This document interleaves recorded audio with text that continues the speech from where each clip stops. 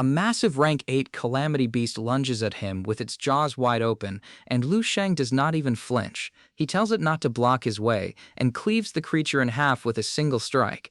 The beast splits clean down the middle and crashes into the walls of the rift. The rescue teams deeper in the rift witness the aftermath and cannot believe what they are seeing, not a single ounce of hesitation.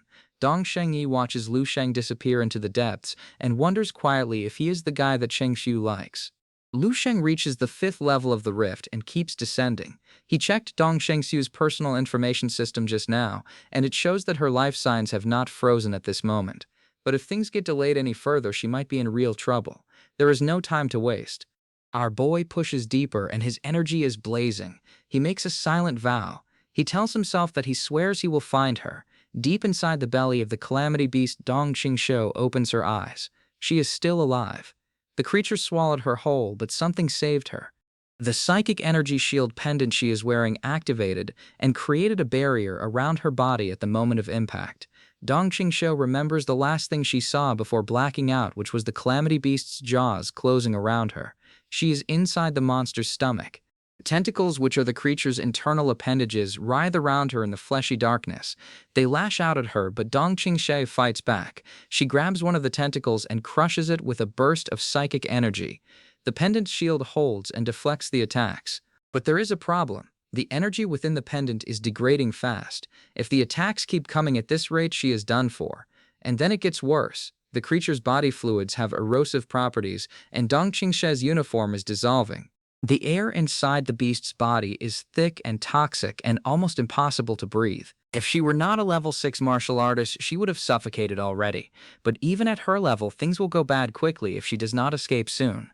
Dong Xingshu gathers her psychic energy and tries to blast an opening from the inside. The attack connects, but the wound closes almost instantly. The beast regenerates. Dong Xingshu tries again, and again, and again. Each time the flesh seals itself before she can break through. Her psychic energy is draining with every attempt, and the creature's regeneration shows no sign of slowing down.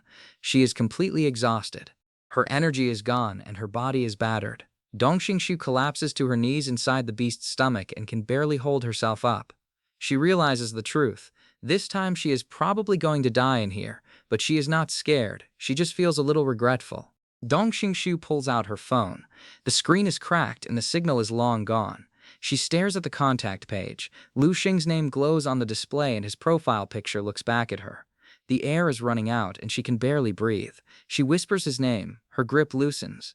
The phone slips from her fingers. The tentacles begin wrapping around her body as her consciousness fades. In her final thought, Dong Xingshu closes her eyes. She thinks what a pity. Maybe in the next life she will have a chance to be with him. The pendant Lu Sheng gave Dong Xingshu before all of this contains his psychic seed. It works like a tracker and sends out a signal only he can detect. But right now, deep inside this SS rank rift, Lu Sheng cannot sense her position at all. The distance is just too far, and the rift's chaotic energy is smothering the signal. But that is not the kind of answer our boy accepts. He thinks that if he cannot track her, he will just tear the entire rift apart until there is nothing left between them. Lu Sheng summons his weapon and erupts. His power floods outward, and every monster on the current floor freezes in place. The pressure coming off of him is unparalleled. The creatures barely have time to register what is happening before Lu Sheng launches himself into the horde. He activates the Tao of Slaughter, which is the very killing intent he inherited from Gu Xuan's dharmic pattern. The rift turns into an absolute bloodbath. Monster after monster falls in a single swing, and each one is cut down so fast they do not even get the chance to scream.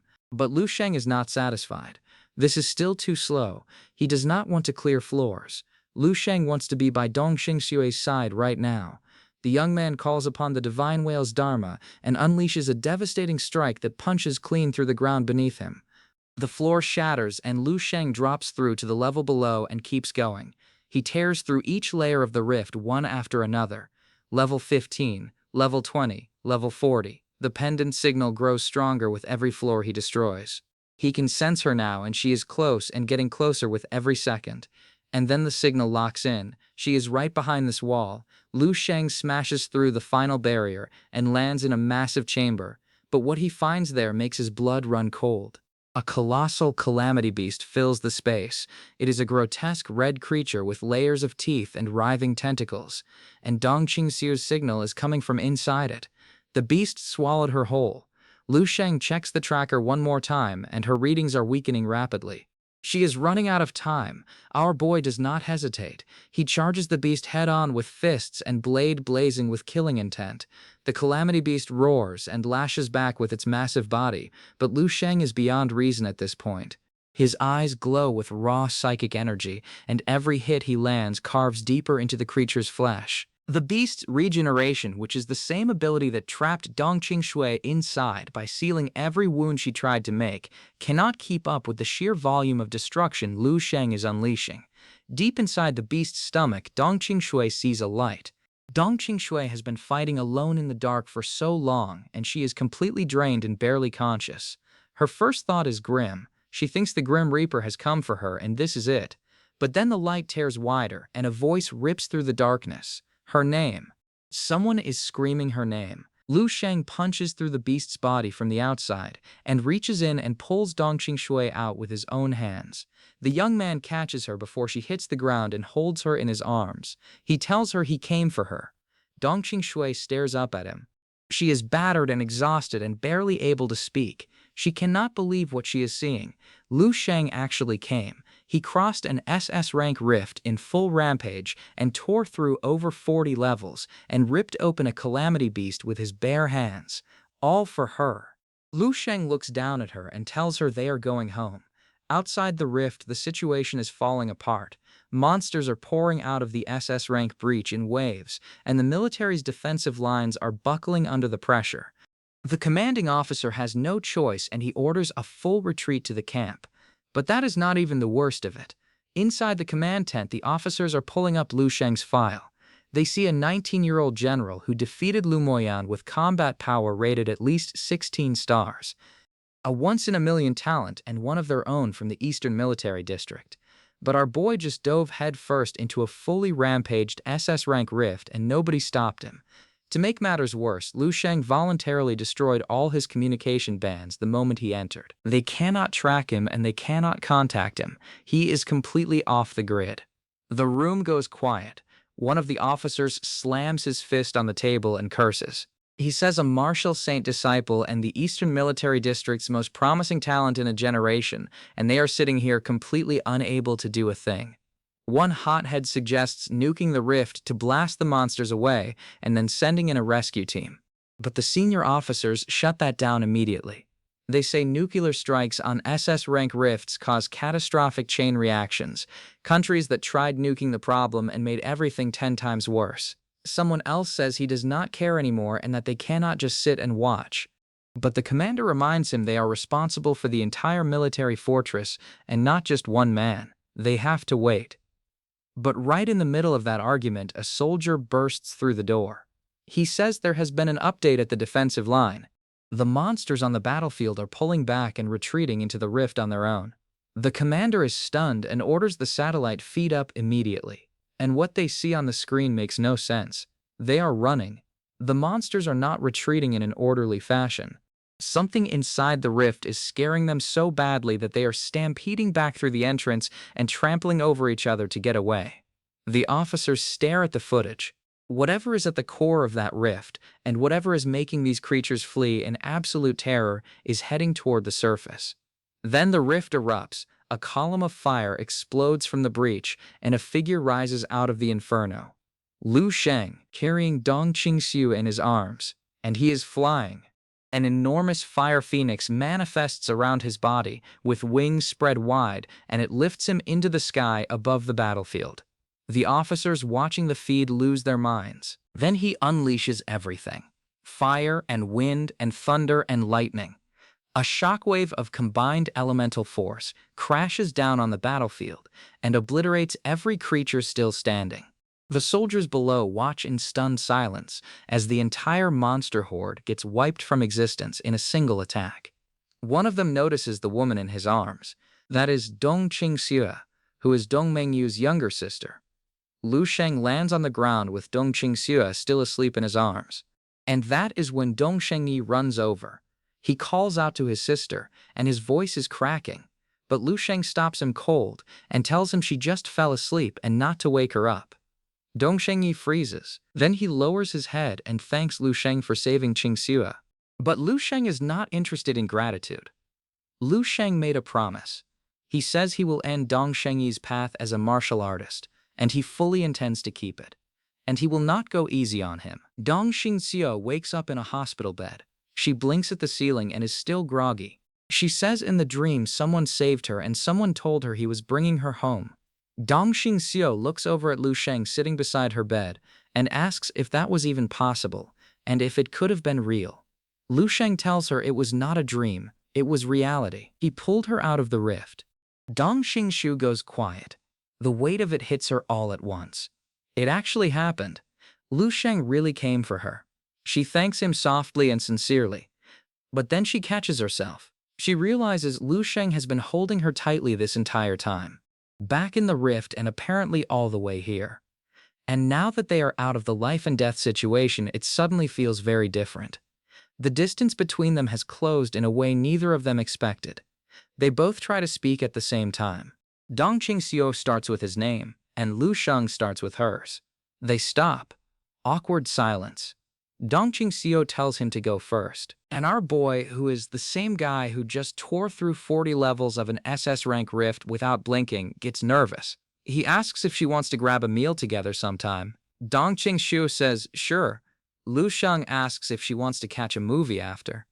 Sure. Go for a walk after the movie. Sure. Hit a bar after the walk? Sure. Every single answer is yes and delivered with a calm smile that is slowly getting warmer. Then Lu Sheng pushes his luck one step further and asks if she would meet his parents with him. Dong Qingxiu pauses. Then she says sure. And then the word actually registers and her eyes go wide. Lu Sheng grins. He tells her it is a deal and he will pick her up the day after tomorrow. But for now she needs to rest. Our boy says she lost a lot of vitality inside that calamity beast and her body needs time to recuperate. He heads for the door and tells her to get some sleep and leaves. Dong Xingxiu stares at the closed door with her heart pounding and her face flushed, and she is completely unable to process what just happened. The door opens again almost immediately, but it is not Lu Sheng. Lin Wenwen bursts in with a bouquet of flowers and is thrilled that her sister Qingxiu is finally awake. Dong Xingxiu asks how long she was out. An entire day and night. Wenwen wastes no time getting to the real topic and says that boyfriend of hers stayed by her side the whole time.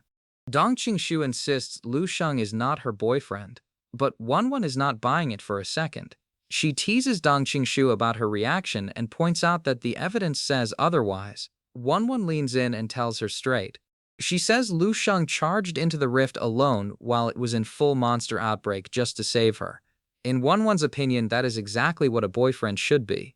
Dong Qingxiu goes quiet and lets that sink in. One day later, Lu Sheng is back in his quarters and reviewing the aftermath. The news coverage of the Rift incident is everywhere, and while the military framed his solo charge as a righteous but reckless act, they did not punish him. Heroism is technically a taboo on the battlefield, but instead they gave him 10 million meritorious service points and confirmed that every piece of gold-tier equipment left near the Rift's defensive line has been returned. There is even a diamond military medal with a dragon on it that was personally presented by the military commander. Not bad for a guy who technically broke protocol. In order to let Dong Qingxiu sleep peacefully during the escape, he exposed far more of his strength than he intended. That never-ending stream of monsters inside the rift ate through a massive chunk of his vitality. By the time he flew out carrying Dong Qingxiu, he was on the verge of total collapse from exhaustion. He had never imagined there would come a day where he would be completely wrung dry. The young man reflects on what this means. Word has already spread that only martial artists at the martial saint level can blast their way out of a fully rampaged SS rank rift outbreak. So he wonders if that means he is already at rank 9, which is martial saint level. He doubts it. He thinks that martial saints manipulate the forces of nature itself. It is like using one person's strength to influence 100 and drive 10,000. He has the twin recipe of nature that moves the power of nature itself. He just acquired a massive pile of meritorious service points. And he still has the arm he retrieved from the rift. Between those resources, his next breakthrough should be within reach. Lu Sheng starts planning. Then Lydia knocks on his door and says the things he asked her to prepare are ready. But before she leaves, Lu Sheng has a question. He asks what he should wear to meet someone. Lydia points to the outfits on the right side of the closet and says any of those would work. She adds that based on what she knows about Miss Dong Qingxia, would prefer him in something more casual.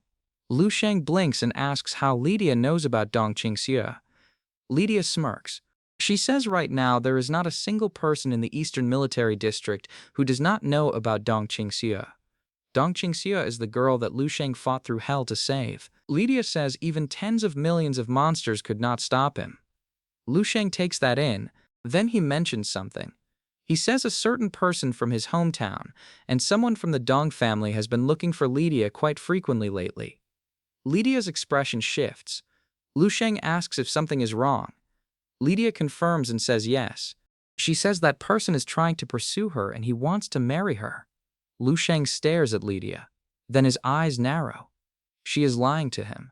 Lu Sheng asks Lydia about the man who has been pursuing her. Lydia says he is about 70, though still considered young by certain standards.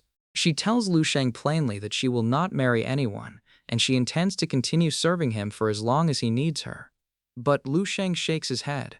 The young man tells her if she feels the match is suitable, she is free to go and pursue her own happiness. Then he tells her something she probably did not expect to hear. He says he may not stay here forever. That single sentence carries more weight than Lydia realizes. Lu Sheng leaves the room and adds one last thing. He says everyone has their own secrets, and as long as those secrets do not affect him, he is fine with it. Lu Sheng arrives at the Blue Dove restaurant.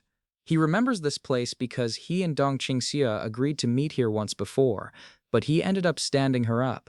This time it is an official date and our boy is determined to present himself well.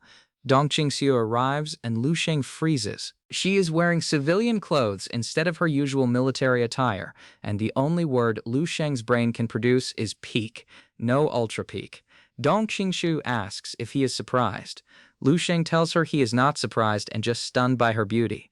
Dong Qingxia blushes and tells him to cut it out. They head inside. Lu Sheng reaches for her hand as they walk.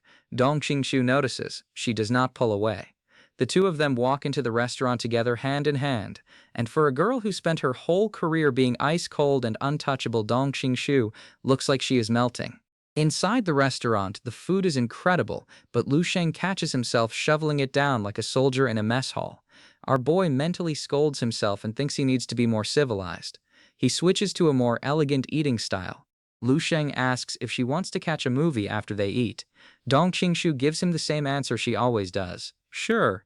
But while Lu Sheng is enjoying the best day of his life, things are far less wholesome back at the manor. The servants are gossiping about their lord actually going on a date. They cannot believe it. They say that girl used to be so cold and now she has Lu Sheng wrapped around her finger. But Lydia overhears the chatter and shuts it down immediately. She warns them that if she catches anyone gossiping about the lord behind his back again, they are going straight to military prison. The servants scatter. Lydia stands alone for a moment. Then a figure appears. It is a mysterious person in a dark hooded cloak. The cloaked figure asks when she is planning to take action. He tells her that his master is losing patience. She asks if he thinks she could walk out of the eastern camp in one piece if she tried anything. The cloaked figure is not impressed. He warns her that Lu Sheng is improving too quickly. He says the kid is not even 20 years old, and if they give him another year, even a rank 9 monster might not be enough to kill him. He says the Eastern Military District Grand Tournament is only a few days away. The cloaked figure sweetens the deal. Or if she is not interested in that, she will receive a sum of money so large she could never finish spending it in her entire lifetime. And of course the other offer he mentioned before still stands. She tells him to stop and that she does not want to hear any more. She orders him to leave and never come find her again. She says if Lu Sheng discovers what is happening, they are both finished. The cloaked figure leaves, but not before spitting on the ground in disgust. The date is over. Lu Sheng walks Dong Qingxia home under the moonlight, and neither of them seems to want the night to end. They arrive at her place, and Lu Sheng tells her to head inside. He says they should part here, but Dong Qingxia hesitates. She calls his name. Lu Sheng turns. Dong Xue brings up the Eastern Military District Grand Tournament and says it is only a few days away. She knows exactly what Lu Sheng is planning to do to her brother. He promises her he will not hurt Dong Shengyi, but he says there are mistakes that cannot be undone and the price must be paid. The young man tells her that either way Dong Shengyi was never going to reach rank 9 in this lifetime, so it might as well be sooner rather than later. Dong Xue goes quiet. Then she tells him all right, and since he has already made up his mind to go ahead. And then she does something Lu Sheng did not see coming. Dong Xue throws her arms around him. She tells him that no matter what she will always stand on his side. Then she bolts. Lu Sheng stands there completely frozen and watches her sprint away. He never expected her to do that. Our boy touches his face and grins. He figures he has changed her mind about him after all. But then it hits him. The hug and her words and the way she ran off. He was too careless and he missed his chance. He tells himself next time for sure he is going for it. Meanwhile, Dong Xue is back in her room lying on her bed with her heart still racing. She cannot sleep. Dong Xue grabs her phone and starts scrolling through articles about relationship advice and dating tips and things to take note of. The ice-cold military instructor is doing homework on how to be a girlfriend. There are apparently a lot of things she did not know she needed to learn. But while the romance is heating up, Lu Sheng has not forgotten about his cultivation. He enters the dream space and gets to work on the twin recipe of nature. This is the technique that allows a martial artist to break through the physical and mental shackles and integrate with nature's natural energy and unlock 100 times the strength of a human body. Lu Sheng sits down and concentrates and begins the process. He combines the power of heaven above and the power of earth below and channels them through the Yangquan point beneath his feet. And then it happens. Lu Sheng breaks through to the third level of the void insight state. This is a major leap. He realizes that this new comprehension came from establishing the twin recipes meditation as part of his own special state. With this, even without relying on the inherited memories from the dream space, Lu Sheng can now push various martial arts into the contention realm on his own. His domain and his complete martial arts and his elemental control have all improved drastically. He starts doing the math. The young man thinks that if he continues maintaining this state and funneling the continuous flow of energy, he can form an eternal cell in half a month, 2 in a month, 12 in half a year, and in less than 5 years over 100 eternal cells. At that point, crushing a martial saint would be easy. Time passes. After the SS rank rift outbreak ended the 13 combat zones, the Eastern Military District Guards enter a lull period. General Stars returned from the rifts because a major event is approaching, the Eastern Military District Grand Tournament. Back at Lu Sheng's residence, Ellie notes that the buzz around this tournament is much quieter than previous ones. And that makes sense because Lu Sheng is already the unparalleled #1 of the Eastern District. Everyone else has been completely overshadowed. Ellie informs Lu Sheng that the tournament is being held in the Central Forbidden Zone this time, and the vehicle from headquarters has arrived to bring him there. Lu Sheng acknowledges it. But as he is getting ready to leave, Ellie suddenly breaks down. She throws herself at him sobbing, and Lu Sheng has no idea what is happening. He asks what is wrong with her. Ellie stammers that it is because he looks too dazzling and her heart is pounding and her legs went weak from just a single glance. Lu Sheng pauses. Then he asks her to help him put on his military attire. But here's the thing. Lu Sheng is not fooled. Not even a little bit. Ever since he began maintaining the void insight state at all times, his perception has sharpened to a level that makes him feel like he is looking at other people through a microscope. And Ellie's expression and her emotions and her body language all scream guilt. He thinks about when an ordinary person feels guilty. It is when they have done something wrong, or when they are planning to. Lu Sheng decides to have Butler Wang investigate the person Ellie has been meeting in secret. Our boy smirks. He thinks that a scheme that has been seen through is not a scheme, it is a free gift. Lu Sheng is on his way to the grand tournament venue.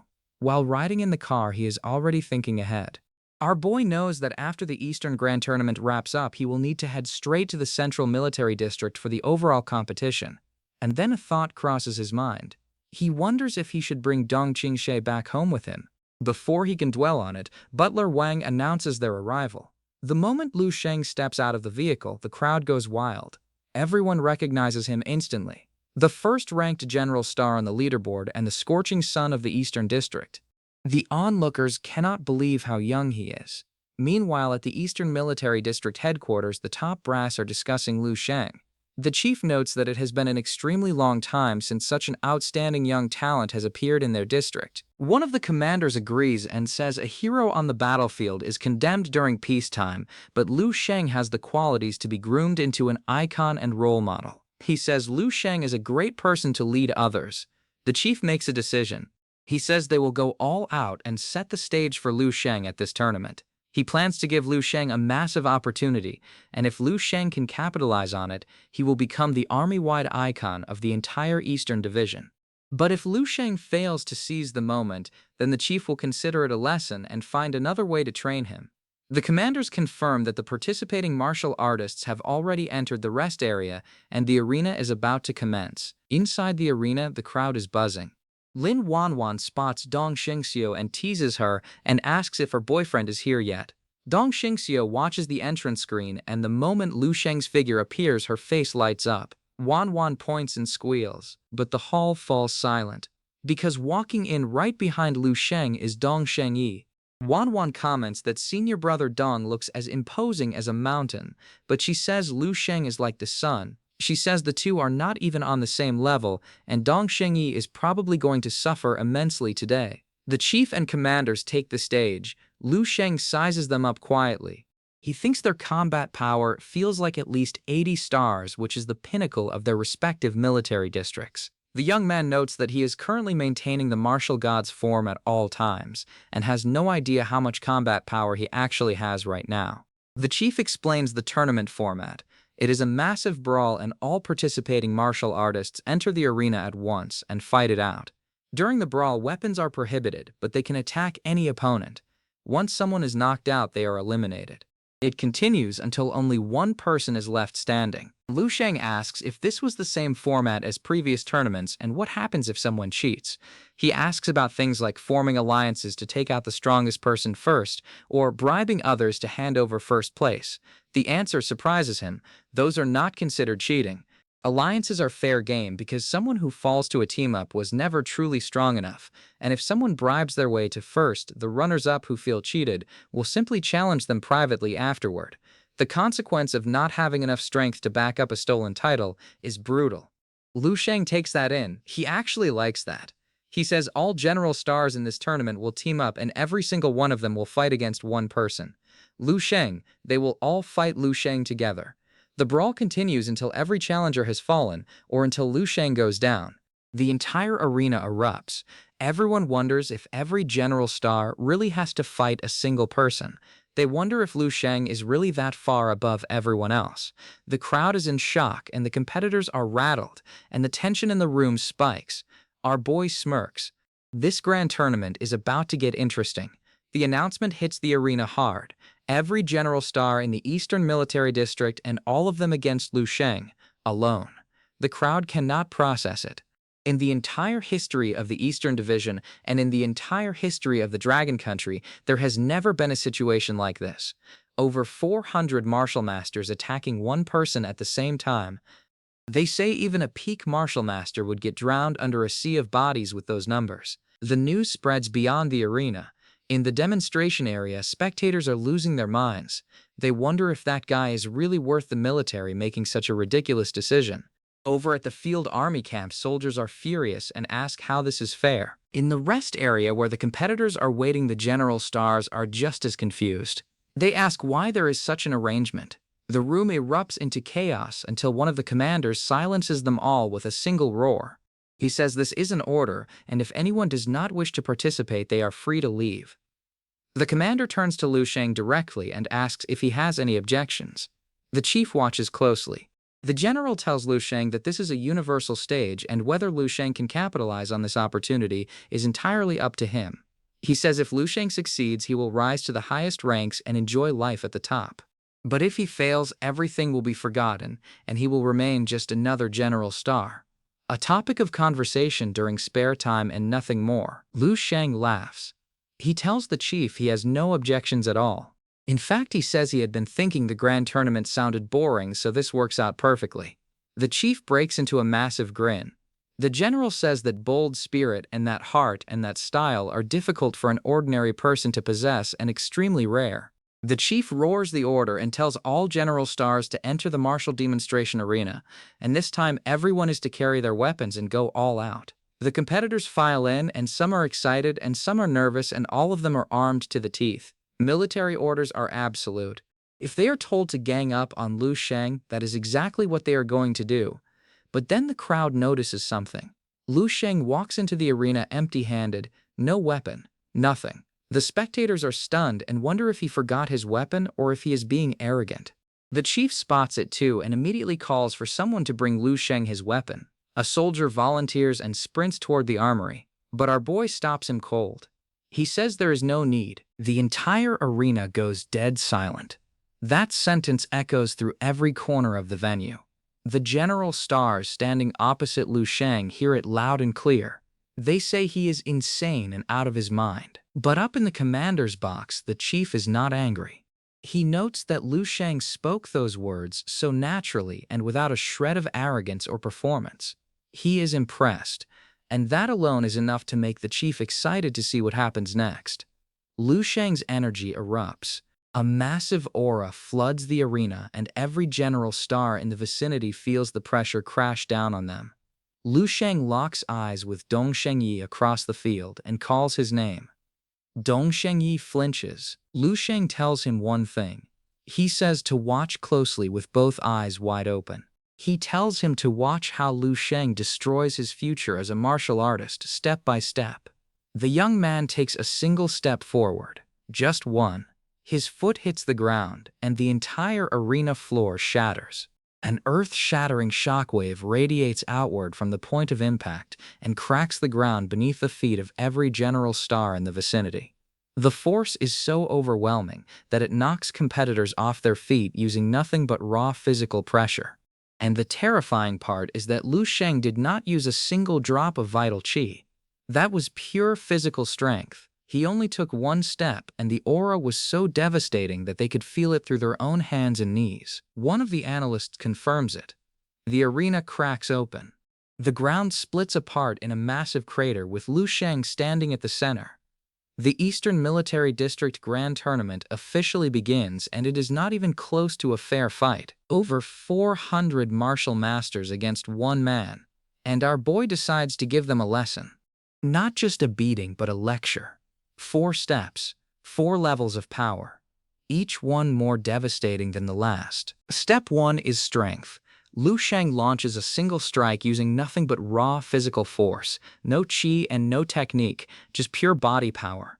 The blast hears through the arena, and the general stars closest to the impact are sent flying. Their force fields, which are the defensive barriers that every martial master maintains, shatter on contact. The crowd cannot believe it. One punch with no energy behind it, and not a single general star in the arena can withstand it. The fighters on the ground are panicking. One of them screams that their will has already been broken. Another calls Lu Sheng a monster disguised as a human, and from the sidelines the question echoes. They wonder if everyone is planning to surrender already. But Dong Shengyi is not done. He stands up battered but unbowed and rallies the remaining fighters. He calls for everyone to combine their strength and charges in, personally leading the counterattack.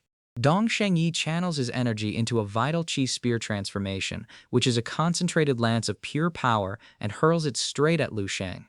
Step 2 is guard. Lu Sheng raises his defense. The spear slams into his force field and does absolutely nothing. Dong Shengyi stares in disbelief because he cannot even crack the barrier. The other general stars rush in to help and pile on with everything they have. Dozens of fighters pour their combined attacks into Lu Sheng's shield all at once. From the observation area, Dong Xingxie watches nervously.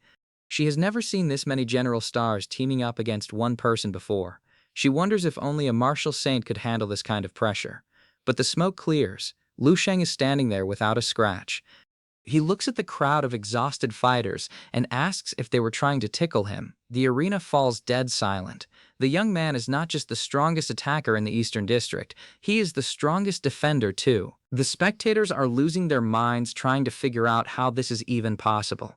Step 3 is qi. Lu Sheng takes it up a notch. He begins channeling his vitality and condenses it into visible form, which is qi transformation. A massive pillar of blue energy erupts from his body and blows the ceiling apart and sends shock waves rippling across the entire arena. The onlookers are stunned because chi transformation is something that normally requires external tools or formations. Lu Sheng is doing it with raw vitality alone. The wave of energy sweeps through the battlefield. General stars are flying in every direction and crashing into walls and slamming into the ground. Someone tries to estimate his combat power and wonders if it is 40 stars or 50. It is simply impossible to guess. And just like that, every general star in the arena has been knocked out. Every single one except Dong Shengyi.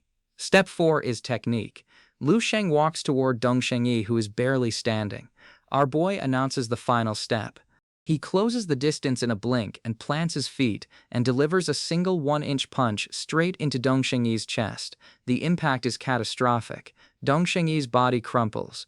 Lu Sheng asks if that was enough, but there is no answer. Dong Shengyi is already unconscious on the ground. The spectators erupt. They realize that was the 4-stage fist, which is a martial technique so advanced that only martial saints are supposed to be capable of using it. Strength and guard and chi and technique. 4 stages, and each one on a level that most fighters spend their entire lives trying to reach just one. And Lu Sheng executed all 4 in sequence, like he was running a demonstration class. The commander had thought this format would be a challenge worthy of Lu Sheng and a gift to test his limits, but instead they just created a god. Lu Sheng stands alone in the center of the wrecked arena. The Eastern Military District Grand Tournament has concluded. News of one man dismantling over 400 general stars has spread far beyond the Eastern Division, and our boy is not slowing down. Lu Sheng picks up a custom weapon he had ordered earlier. The craftsman presents it proudly and says it is 90% rare-grade material refined to a level 8 standard. Lu Sheng inspects it and seems satisfied. The chief tells him headquarters will send word when it is time, but there is no permit needed yet. Lu Sheng mentions he would like to arrive a day or 2 early to take a trip on his own. With that, he takes his leave, but before he can walk out the door, his personal attendant Lydia rushes in. She tells him the higher-ups would like her to escort him directly to the overall military district grand tournament. Lu Sheng pauses and asks if it has already begun. He agrees without hesitation. Lydia thanks him profusely, but Lu Sheng flips it around and says he should be the one thanking her since she is the one doing all the escorting. Lydia nearly short-circuits from the politeness. Before heading out, Lu Sheng stops by to see Dong Qingxue. He mentions he is going to visit a martial arts demonstration ground and asks if she wants to come along. But Dong Qingxiu turns him down this time. She says her family found out about Dong Shengyi's performance at the tournament and she needs to make a trip home. His reputation has grown so massive that no one on his home turf dares to oppose him anymore. She reassures him and says his talent would have carried him regardless of who he met along the way. Dong Qingxiu says he has not just grown stronger, but he has grown as a person. Lu Sheng passes along a message for her. He tells her that now things have settled, she should take it easy and focus on breaking through. Dong Qingxiu does not fully understand what he means, but promises to pass his words along. The scene shifts to a high-speed rail cabin. Lu Sheng has his own private route that was specially established for him alone. The train attendants are completely starstruck. They are gushing over how young and handsome the officer is and comparing him to a manga character. The young man ignores the commotion and settles in. He asks Lydia to prepare a fresh cup of tea since his has gone cold. While Lydia handles the tea, Lu Sheng scrolls through his phone. Our boy spots something about someone named Healing Ru in the Chen family and decides it is time to step in and help her. He makes a note that someone is still clinging to power they should not have and considers suppressing their training. A few minutes later, Lydia reappears and says his tea has gone cold again. Lu Sheng notices something odd. Lydia has never reminded him about his tea before. She explains nervously that since he asked for hot tea earlier, she was worried this cup would also go cold and he would need yet another one. Lu Sheng takes a sip. He pauses and tells her this is the best tea she has ever brewed. Lydia beams. Lydia excuses himself to use the restroom and tells him to call if anything comes up. But the moment Lydia steps out of the cabin, Lydia's entire demeanor changes. The sweet and nervous maid disappears. In her place is a cold and calculated operative. She celebrates internally. She thinks mission accomplished. What she slipped into that tea was a level 9 monster gene poison, which is a toxin so deadly that even extreme-level martial masters cannot survive it for more than 30 minutes. And even if it does not kill the target outright, it will permanently destroy their vitality and cripple their cultivation for life. Lydia is already planning her escape. She thinks just a few more minutes and she walks out of here a free woman. Free from the military's control and free from this suffocating life of servitude. She is daydreaming about starting fresh in a new place when a voice cuts through the fantasy. She is daydreaming about starting fresh in a new place when a voice cuts through the fantasy. Lu Sheng is standing right behind her. Before Lydia can react, a searing heat rips through her body. She screams. Lu Sheng watches calmly and tells her it is called psychic illusion and it is a small trick he picked up recently. He grabs hold of her and forces her to her knees. Lydia crumbles and stammers that she has fully learned the depth of his martial arts brilliance today.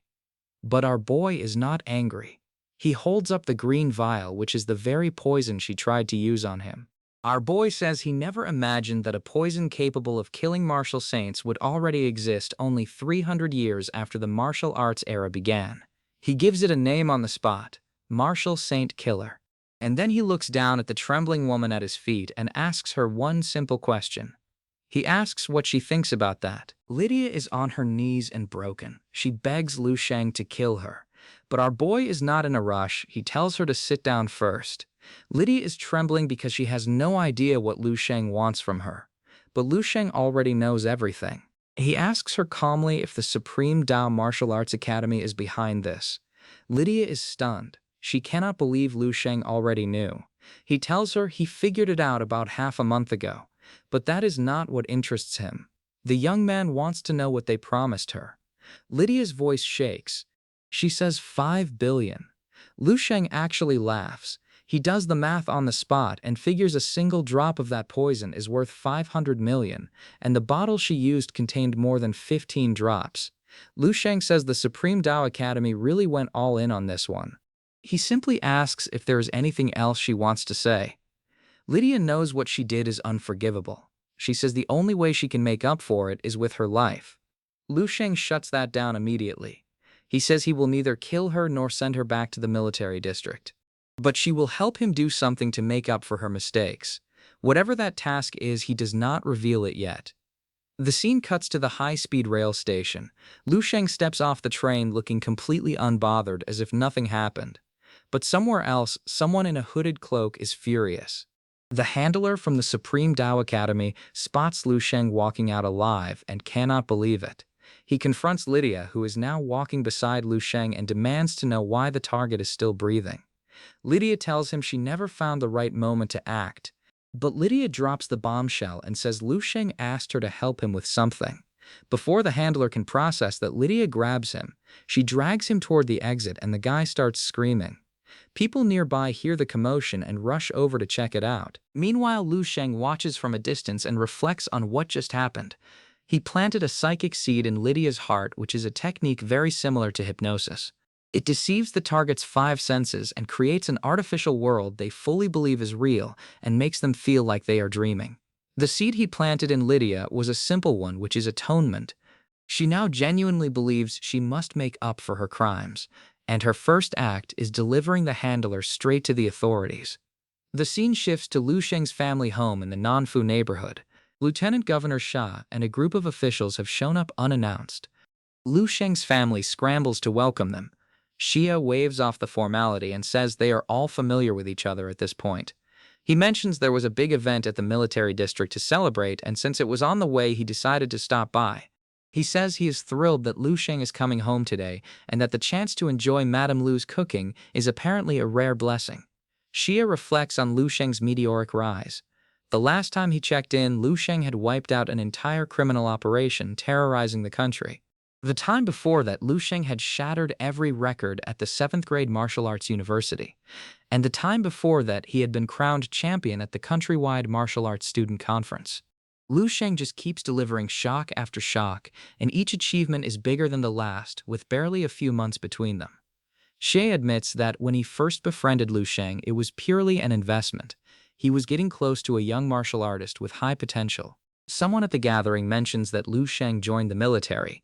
The room buzzes. He barely attended university for half a year before enlisting. People think it is ridiculous, but Xia shuts them down. He says for Lu Sheng to bring his entire family along means he is doing extremely well in the military. He says the kid is doing great and it will not be long before he ascends even higher. Then a car horn echoes outside. Xie recognizes the sound immediately and says that is the private vehicle of the Dawning Province's Major General. A high-ranking military official is here to personally receive Lu Sheng. Everyone rushes outside to greet them. The bodyguard detail is massive. One man steps out of the car and it is old Qian, who is a well-connected official whose grand entrance never fails to impress. The crowd calls out to welcome the distinguished general, but the real shock hits when they realize old Qian is not the VIP. There is someone even more important inside the vehicle. The guests panic and wonder who a military big shot higher than old Qian could be. They scramble to get information. They whisper among themselves that it is a good thing Lu Sheng has not arrived yet because he would be overwhelmed. But then a girl with pink hair freezes mid-step. Her eyes go wide. Lu Qinghe recognizes the figure stepping out of the car. She says, "Big bro." Lu Sheng has come home. His little sister Qinghe is the first to react. She rushes toward him and gushes about how amazing he looks in his military uniform. She tells him he has grown so much taller. Lu Sheng smiles and tells her she has grown into a woman now. But the real chaos starts when Mr. Xie, his parents, realize what is happening. That high schooler from back then, and the kid they all watched grow up, is now a peak general star. And that dragon insignia on his uniform cannot be faked. Provincial Governor Xie snaps to attention and delivers a formal military salute. He announces his full title and greets Commander Lu. The entire crowd freezes. They cannot believe it. Xie, who is the man who runs the province, is saluting this kid. Lu Sheng returns the greeting calmly and thanks Xie for everything he has done for his family over the past half year. Xie waves it off and says it was his duty. He says Lu Sheng just got home and this is family time. Xie decides to leave and come back another day. Lu Sheng agrees and promises to treat him to tea next time. The moment the military convoy pulls away, the neighbors swarm Lu Sheng's father. Xie grabs old Qian and demands to know if this Commander Lu is really the same martial arts kid who broke all those records. Old Qian confirms it without blinking. Xie nearly loses his mind. Old Qian screams that Xie has struck gold, and the investment he made in Lu Sheng's family early on is paying off beyond anyone's wildest imagination. Inside the house, Lu Sheng's family crowd around him. His mother asks how he is already a general in the army and when he became such a big shot. She say even Mr. Xie had to salute him. Lu Sheng brushes it off and says it is a long story he will explain later, but he says he has something more important to discuss first. The young man sits his parents and Qinghe down and drops the news. He tells them he is in a serious relationship now. The room explodes. His family's jaws hit the floor. Half an hour later, after Lu Sheng finishes explaining the whole situation, the shock turns into excitement. He tells them he came home specifically to bring his family to the military district so they can meet her in person. Qinghe is thrilled because she is on break next week anyway, and she was not doing anything important. But Lu Sheng drops another bomb. He says they are leaving tomorrow. His family protests that it is way too soon. Lu Sheng explains that Dongqing Xie is extremely busy lately and only has a few days free. He says if they wait any longer, she will not be able to meet them. He offers a compromise and says he will let Dongqing Xie video call the family tonight so they can all talk. Dongqing Xie sweetens the deal by mentioning the military district has all sorts of amenities like malls and supermarkets and entertainment zones and even tourist spots. She says the whole trip will only take a day to get there by rail and they do not need to pack heavy. His mother finally caves and says, "All right, tomorrow it is." Lu Sheng's father starts rambling about how nothing outside is as good as home cooking, and Lu Sheng nods along patiently. But behind that warm family smile, our boy is already thinking 3 moves ahead. Using the future daughter-in-law as bait to move his entire family into the safety of the military district was the real play. Because Lu Sheng knows what is coming. It has been a while since Lydia's assassination attempt failed, and if nothing has gone wrong, Liansu's follow-up schemes should be kicking into gear any day now. The young man holds up the green vial, which is the Martial Saint killer poison. The thing is worth 5 billion, and losing it stings even for someone like Liansu, who is the wife of a Martial Saint. Lu Sheng just does not know what her next move will be. Then he catches himself. He focuses his mind and enters the dream space 10,000 years into the future. Our boy searches for information on Lin Su's backup plan and finds it immediately. The Blade Demon Society. The Blade Demon Society is a self-proclaimed evil cult and terrorist group. They are obsessed with using living human bodies for experimentation. They worship something called the 12 demon gods of Solomon, and hidden among their ranks is at least one martial saint-level expert. The reason they have survived this long is that the Lion Country, which is a foreign nation, has been secretly backing them from the shadows. Lu Sheng notes that the records do not specify exactly which demon god member is coming after him, but it does not matter. Lian Su is already dead in the future timeline, which means this assassination attempt is destined to fail. Our boy clenches his fist. His fight against the supreme Dao martial saint is coming soon. The scene shifts to the outskirts of Baihei City. Two figures from the Blade Demon Society are meeting in the shadows. One of them has just arrived, and he is a higher-up ranked in the top 10 of the organization. The other asks if the assassin knows where the target is from. The answer surprises him. This is not just one top 10 member. Multiple higher-ups have been deployed, and the target is not the martial saint's biological daughter, as they initially assumed. It is someone even more valuable. A young genius with an estimated combat power of around 20 stars and ranked 10th in the Blade Demon Society's threat assessment. 20 years old and already comparable to the 10th demon god himself. The second assassin asks the obvious question. He wants to know who wants someone this talented dead, because any country or organization in the world would consider a genius like this to be a priceless treasure. The senior member's expression turns cold. He explains simply that there is no country or group in this world where everyone thinks the same way. He says, while Lu Sheng may be a treasure to some, to others he is a poison. And while the poison has yet to take full effect, it has to be eradicated. The kill order is confirmed. Lu Sheng's family is getting ready to leave for the military district, but our boy is not going with them. Qinghe asks if he is really not coming along. Lu Sheng tells her he has a mission from headquarters and has no choice. He says his family can go ahead and enjoy themselves and he will join them soon. His father is not thrilled about it, but she accepts it. He says the country's missions come first and tells him to stay safe. He says she is proud of him. Lu Sheng contacts Sir He, who is a high-ranking military official, and gets straight to the point. He says he already knows about the Blade Demon Society.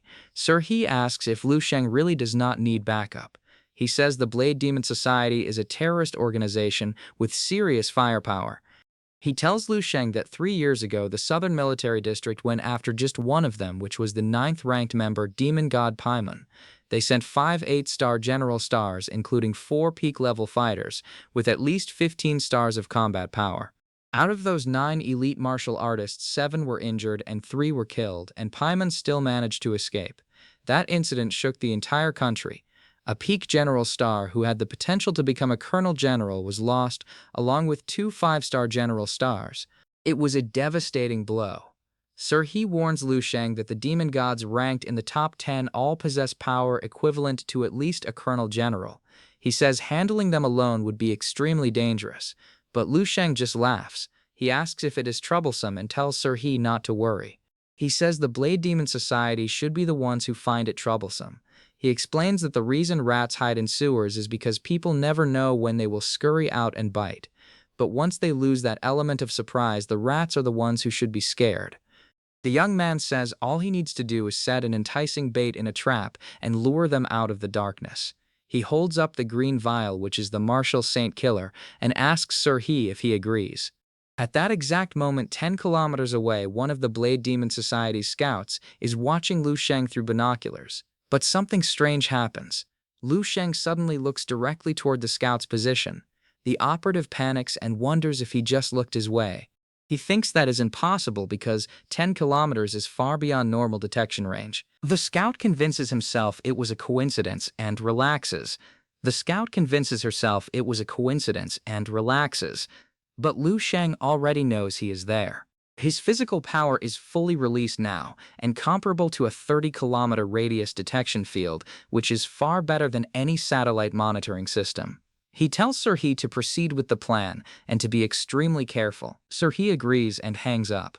Sir He reflects on the situation after the call ends. He thinks he is getting old. He holds the impressive rank of a colonel general in the martial arts world, and yet compared to a 20-year-old kid, he is not even decisive enough to be called a bold fighter. So the real question is not whether Lu Sheng will survive.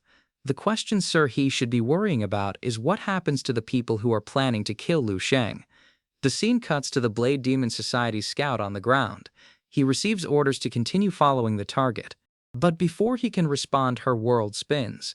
Her vision distorts into colors. He feels dizzy. Then he collapses. Lu Sheng has already taken her out remotely with a psychic attack from a kilometer away. He radios in the location and says 1 kilometer out at 7 o'clock direction. Our boy tells the military to send a cleanup crew. A few minutes later, the military team arrives and finds the scout unconscious on the ground. The soldiers are shaken. This feels supernatural to them. The young man calculates the travel time. It takes about a day and a half to reach Jinko province. That distance and that window should be enough to lure the rest of the rats out of hiding. He contacts another military officer who is a colonel from Banpu province named Bai Wuying and gives her a simple task. Lu Sheng tells her she will be supporting this operation and should follow his orders. Bai Wuying salutes and accepts without hesitation. Lu Sheng pulls out a vial from his collection which is rank 8 mutated marrow-changing liquid. He drinks it in one gulp. His body erupts in flames of energy as he activates the breakthrough. The 7th eternal cell unlocks. Our boy is powering up specifically for the fight that is coming. Meanwhile, at the Blade Demon Society's base, the scout's signal has gone dark. The handler named Genos reports that the operative is likely dead. The senior member asks about the target's current status.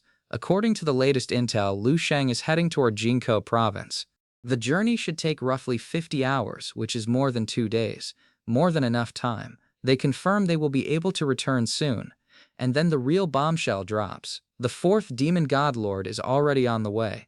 He has just learned that the Dragon Country's military dared to lay hands on one of their operatives. The demon vows to make them pay a heavy price this time. Lu Sheng is on the high-speed rail heading toward Jinko province. Colonel Bai Wuying is sitting across from him and she is a nervous wreck.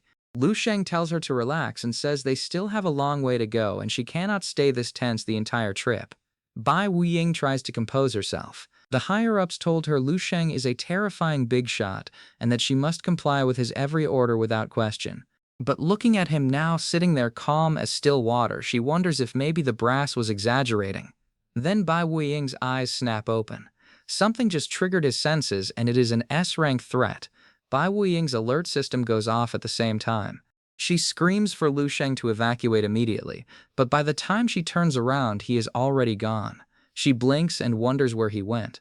The next thing she sees is a massive demonic creature crashing through the side of the train, and standing in front of it already mid-strike is Lu Sheng. He unleashes stellar impact directly into the beast and obliterates it on contact.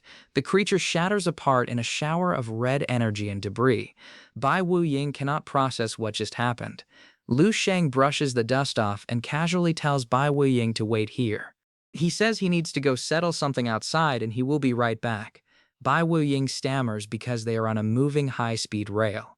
She wonders if he can actually fly. Lu Sheng launches off the train and lands on the tracks. Standing before him is a figure radiating a terrifying aura. The attacker is amused and says a spiritualist who can fly is interesting. Lu Sheng asks him a mocking question. He asks if it is just him and if he is alone. The demon taunts that he originally planned to simply kill Lu Sheng, but he never expected to encounter such a surprise.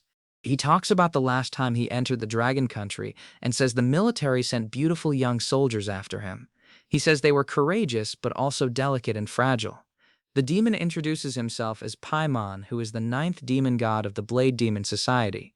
The same Paimon who slaughtered multiple elite general stars 3 years ago and still escaped. But Lu Sheng is not impressed. He checks his internal clock and tells Paimon it has been 1 minute and 20 seconds. He says Paimon really does have a lot to say for his last words. Paimon's smirk vanishes. He screams that he will not give Lu Sheng any time for last words and charges, but it is already over. In a single instant, Lu Sheng ends it. Paimon drops. Our boy stands there completely untouched and takes stock of his own capabilities. 7 eternal cells. 4 realm-grade techniques. Countless martial arts wills accumulated over 10,000 years of future training. He thinks that if he still had to exchange blows with someone like Paimon after all of that, he would truly be worthless. It does not matter. He pauses and tries to remember what rank they said Paimon was. Lu Sheng activates his psychic search ability to scan for any remaining accomplices in the area.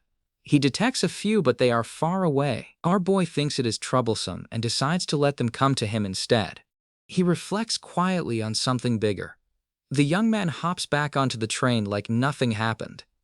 Bai Wuying is standing there in complete shock. She asks if he actually took the train in the opposite direction for over 800 kilometers across the entire Jinko province just to tell her he brought enough enemies along the way. Lu Sheng confirms it. He also casually mentions the train can board passengers at the next stop. Bai Wuying cannot believe it. She thinks there is no way this is real. Lu Sheng pats her on the shoulder and tells her he is going to step out and handle something. He tells her while she is at it, she should send some coordinates to headquarters so they can send a cleanup crew. Bai Wuying watches him walk off and mutters to herself that it is over, and just like that. Meanwhile, at the Blade Demon Society's base, the news hits hard. Paimon's life signal has completely disappeared. He is dead. The handler cannot believe it and wonders how that is even possible. A woman in red, who is one of the senior operatives, takes command. Lian Su orders the handler to continue monitoring the situation while she reports to the fourth demon godlord. She relays the information and confirms Paimon is dead. The fourth demon godlord is not worried.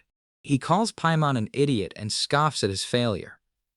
The fourth lord is confident he will not make the same mistake. He declares that before the sun rises tomorrow morning, he will bring the target's head back personally. But the woman in red is not so sure. She stares at the photo of Lu Sheng on her screen. Something is wrong. Lian Su thinks that just looking at his picture sends an unexplainable chill down her spine. She whispers the question that no one in the Blade Demon Society wants to ask out loud. They are clearly the hunters, so why does it feel like they are the prey? The military headquarters is in full panic mode. An officer rushes in with an emergency report and says it is an SSS rank mission alert. A massive organized operation from the Lion Country has been detected. A group believed to be from the Blade Demon Society is heading toward the Dragon Country border. But the truly alarming part is not just the organization itself, it is the numbers.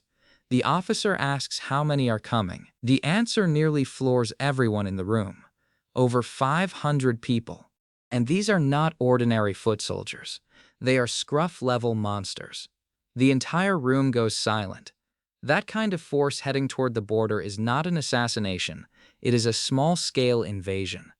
The military dispatches a team immediately, but when they arrive at the location they find something far worse than an incoming army.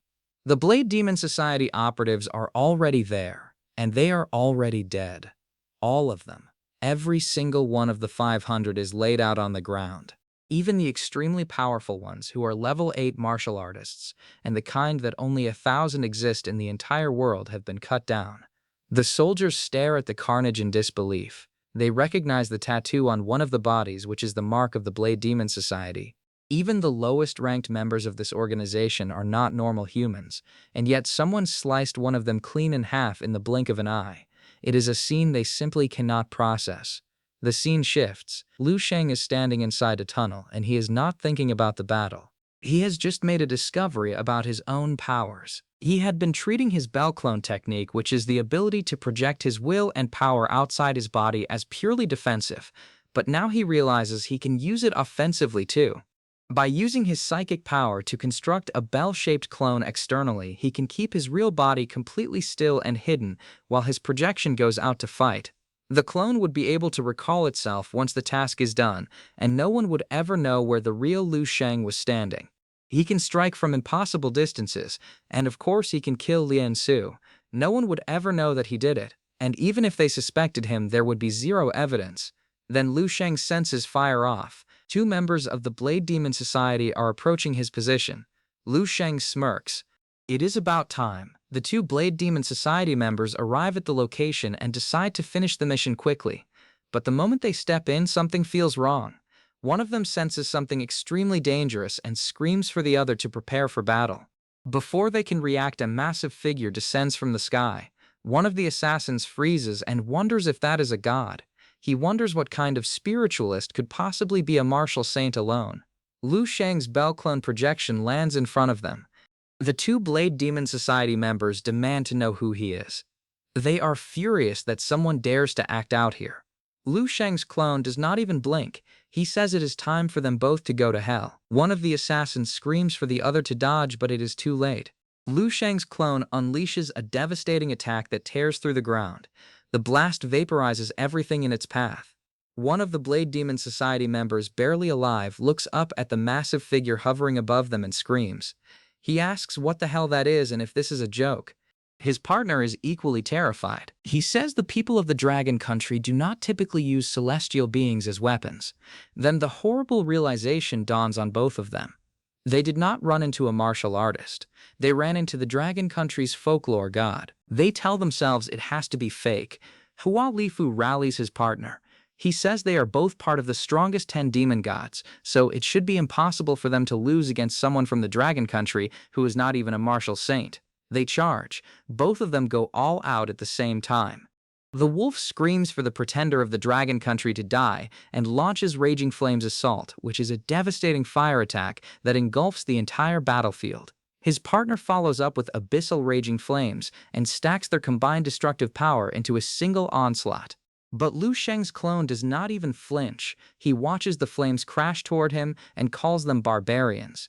He says even their techniques are hideous. Then he inhales. One single breath and the entire wall of fire gets sucked into nothingness. The wolf is horrified because his flames can burn through diamonds and yet they were consumed in a single breath. He screams and asks if this is telekinesis and if Lu Sheng is a spiritualist too. Lu Sheng's clone corrects him calmly. He says no, this is divine power. The wolf panics. He screams that it is impossible and tries to flee, but Lu Sheng tells him there is no need to run.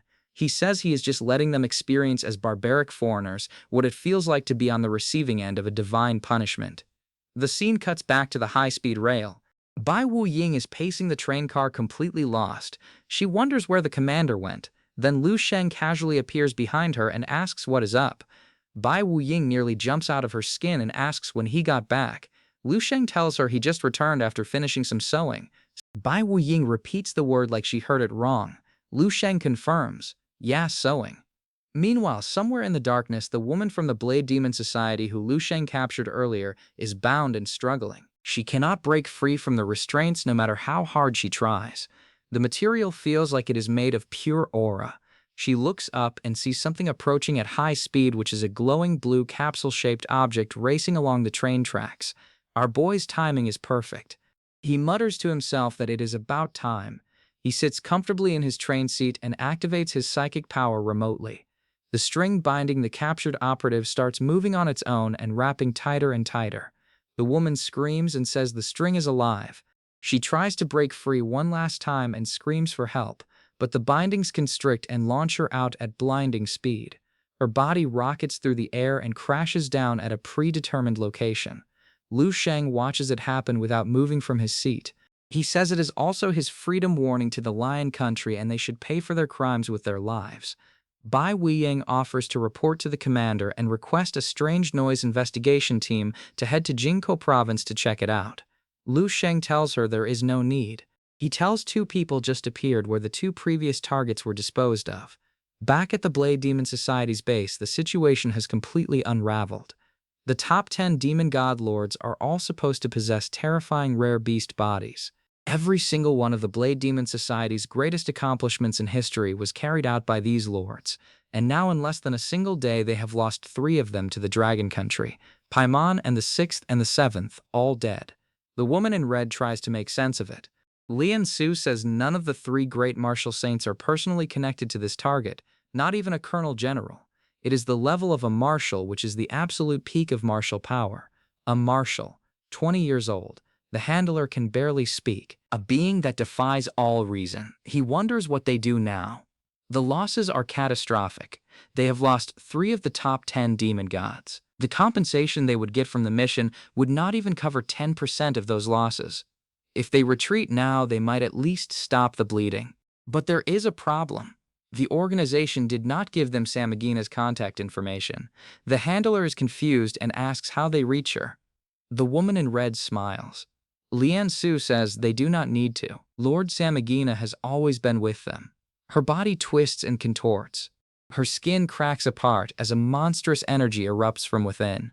The fourth demon god, Lord Samagina, has descended. Samagina's true form rips free from the human disguise.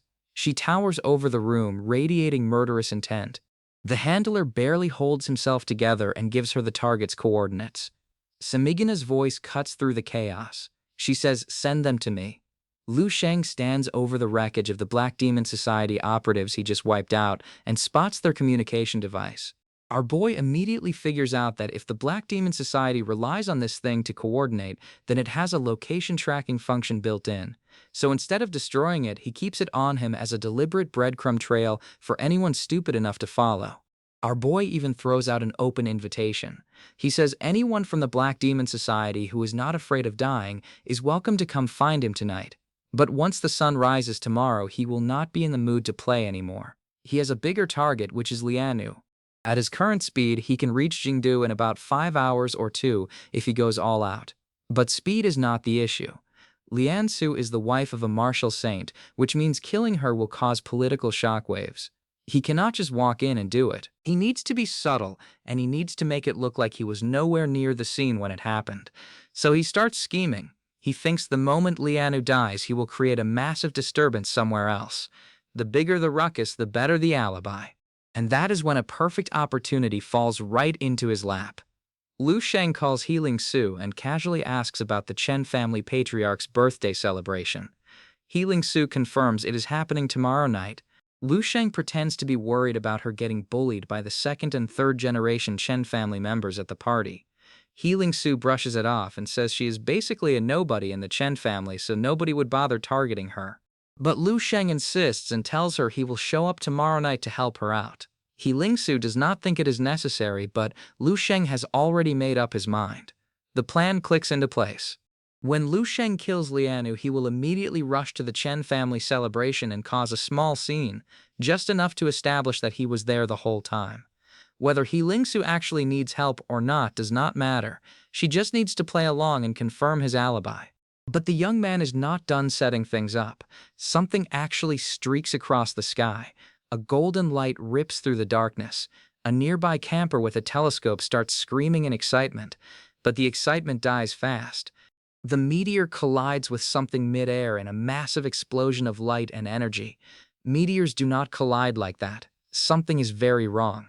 He looks closer and his blood runs cold. That is not a meteor at all. That is a person. Lu Sheng takes a hit from a spell he did not see coming. He stumbles but stays on his feet and is already scanning for the source. Lu Sheng immediately asks if she is from the Black Demon Society. This is Barbatos. The two of them clash instantly. Barbatos comes in with fire and fury and throws everything she has in rapid bursts of martial power. Lu Sheng reads her fighting style mid-combat. He figures she is a level 8 great martial master on the verge of breaking through. At that level, a martial artist can communicate with the universe itself and absorb natural energy to build their own martial Dao domain. Barbatos has nearly completed the process, and she is only missing the last martial Dao mark. Lu Sheng acknowledges it. He thinks her skills are decent. But Barbatos is not here to impress him. She warns Lu Sheng that if this is all the strength he has, he might leave empty-handed tonight. Then she taunts him and asks if that last move was really his best shot. She says she is about to show him something nobody has seen in 5 years. Her strongest form. Barbatos transforms.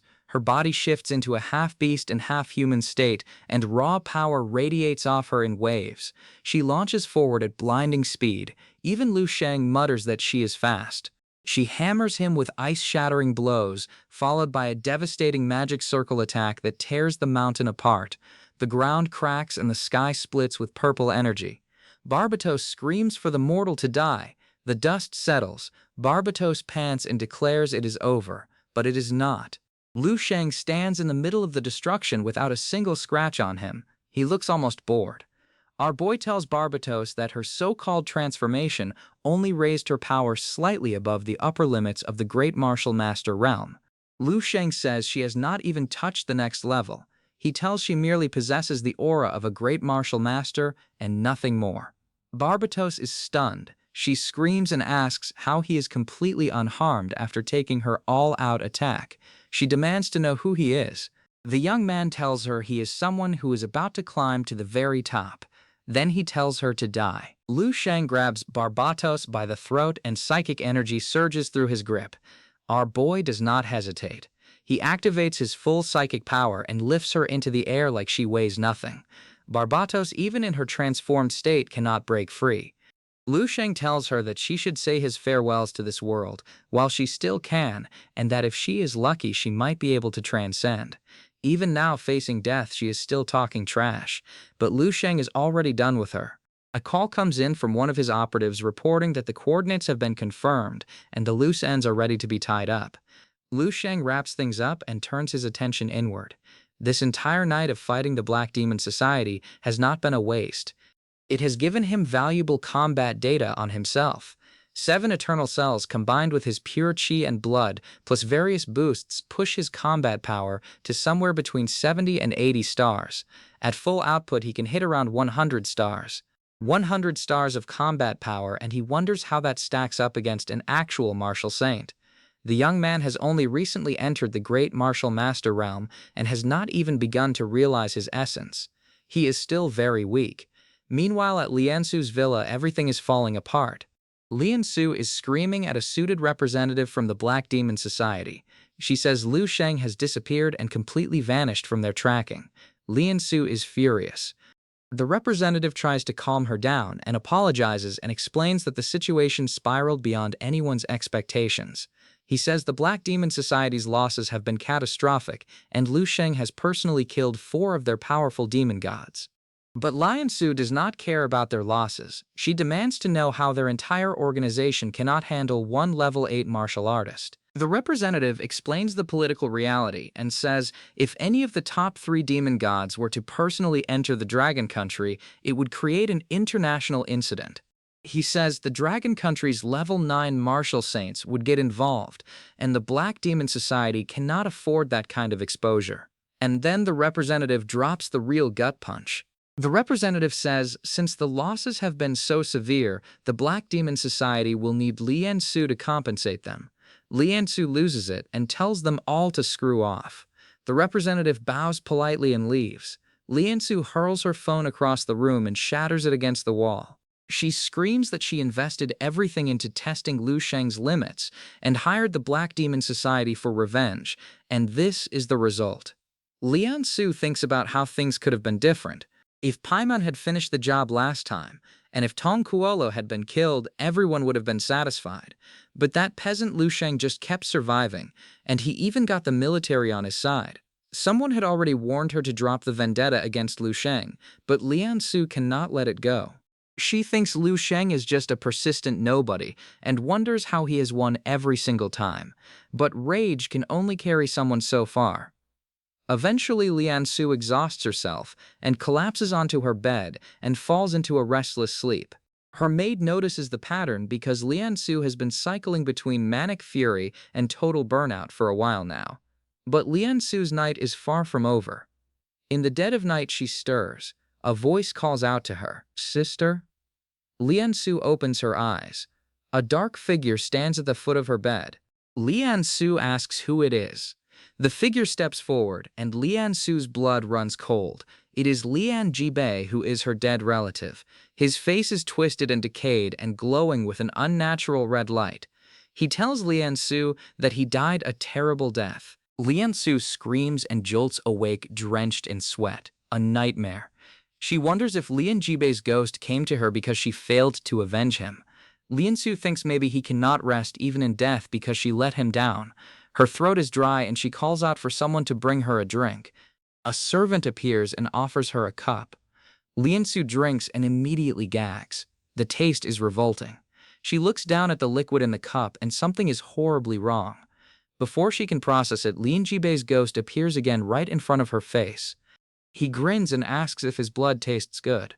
Liansu screams. The nightmare loops again, and each cycle is worse than the last, and each vision is more vivid and more terrifying. She thrashes and screams and breaks down completely. Lu Sheng stands over Liansu's unconscious body and watches her twitch and convulse on the floor. He notes calmly that using psychic illusion to break a mere level 6 martial artist who is not even mentally stable is almost overkill. The young man thinks Lian Su will die from a complete mental breakdown and be tortured by fear and despair in a never-ending nightmare that her mind cannot escape from. Lu Sheng stands there watching Lian Su twist and scream under the psychic nightmare he put inside her head. He feels nothing at all. This is a woman who kept going after his people and tried to kill his family more than once. There is no reason to show her mercy. For half a second he wonders if maybe he is being too cruel, but our boy just shrugs it off. He is not some kind of saint. But right in the middle of all this, his danger sense suddenly goes off. Something is very wrong. Lu Sheng knows right away what triggered it. Only a martial saint could set off a threat signal this strong.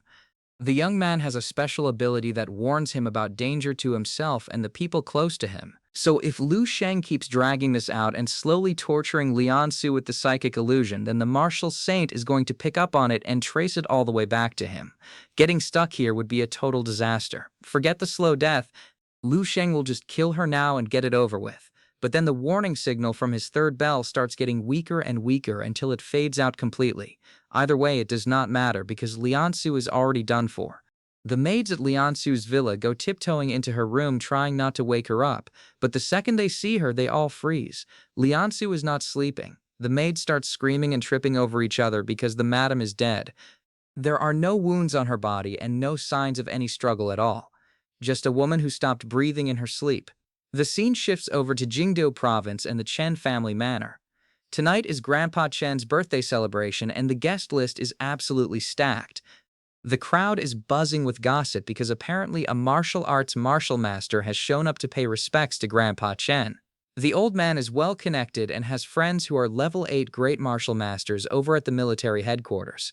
Ling Su arrives at the front gates and just stares up at the grand estate. She whispers to herself that so this is what high society actually looks like. Her companion Shen Yi tells Ling Su not to worry about it. It is just her first time at something this big. He tells her to go ahead inside first while he stays back and waits for a friend to show up. Ling Su starts thinking about things as she walks in. Ever since she joined the Chen family, they have been treating her pretty well. Chen Yi especially has been showing her a lot of care and attention. But something about him just feels off to her.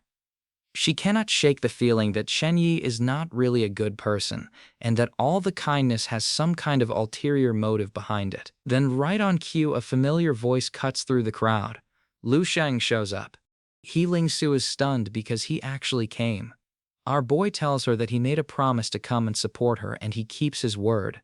Lian Su's villa is about 1,000 kilometers away, and Lu Sheng traveled at 10 times the speed of sound to get here. The whole trip took him about 5 minutes. Ling Su tells him there was really no need for him to come.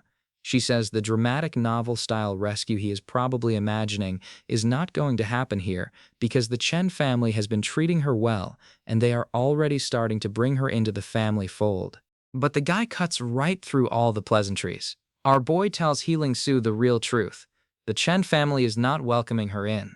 They are trying to absorb her wealth, and there is always going to be an equal price to pay for everything. Lu Sheng thought Lian Su was the type who would fight things out to the bitter end, but instead she chose to compromise.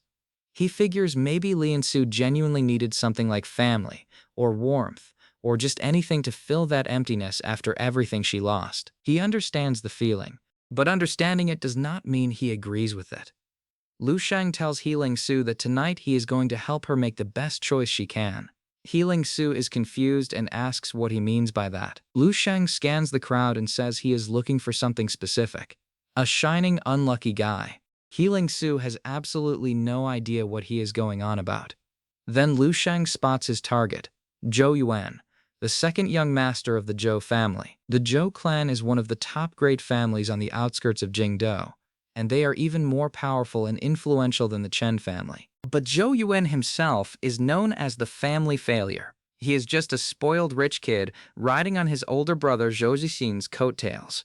Ling Su gets nervous when she hears the name and starts worrying about how this whole thing might affect her standing with the Chen family. Lu Sheng tells her to stop worrying about things that do not matter. Those concerns are only going to slow her down on the path to real power. He promises her he will handle everything perfectly. Zhou Yuan is already making a scene over at the entrance.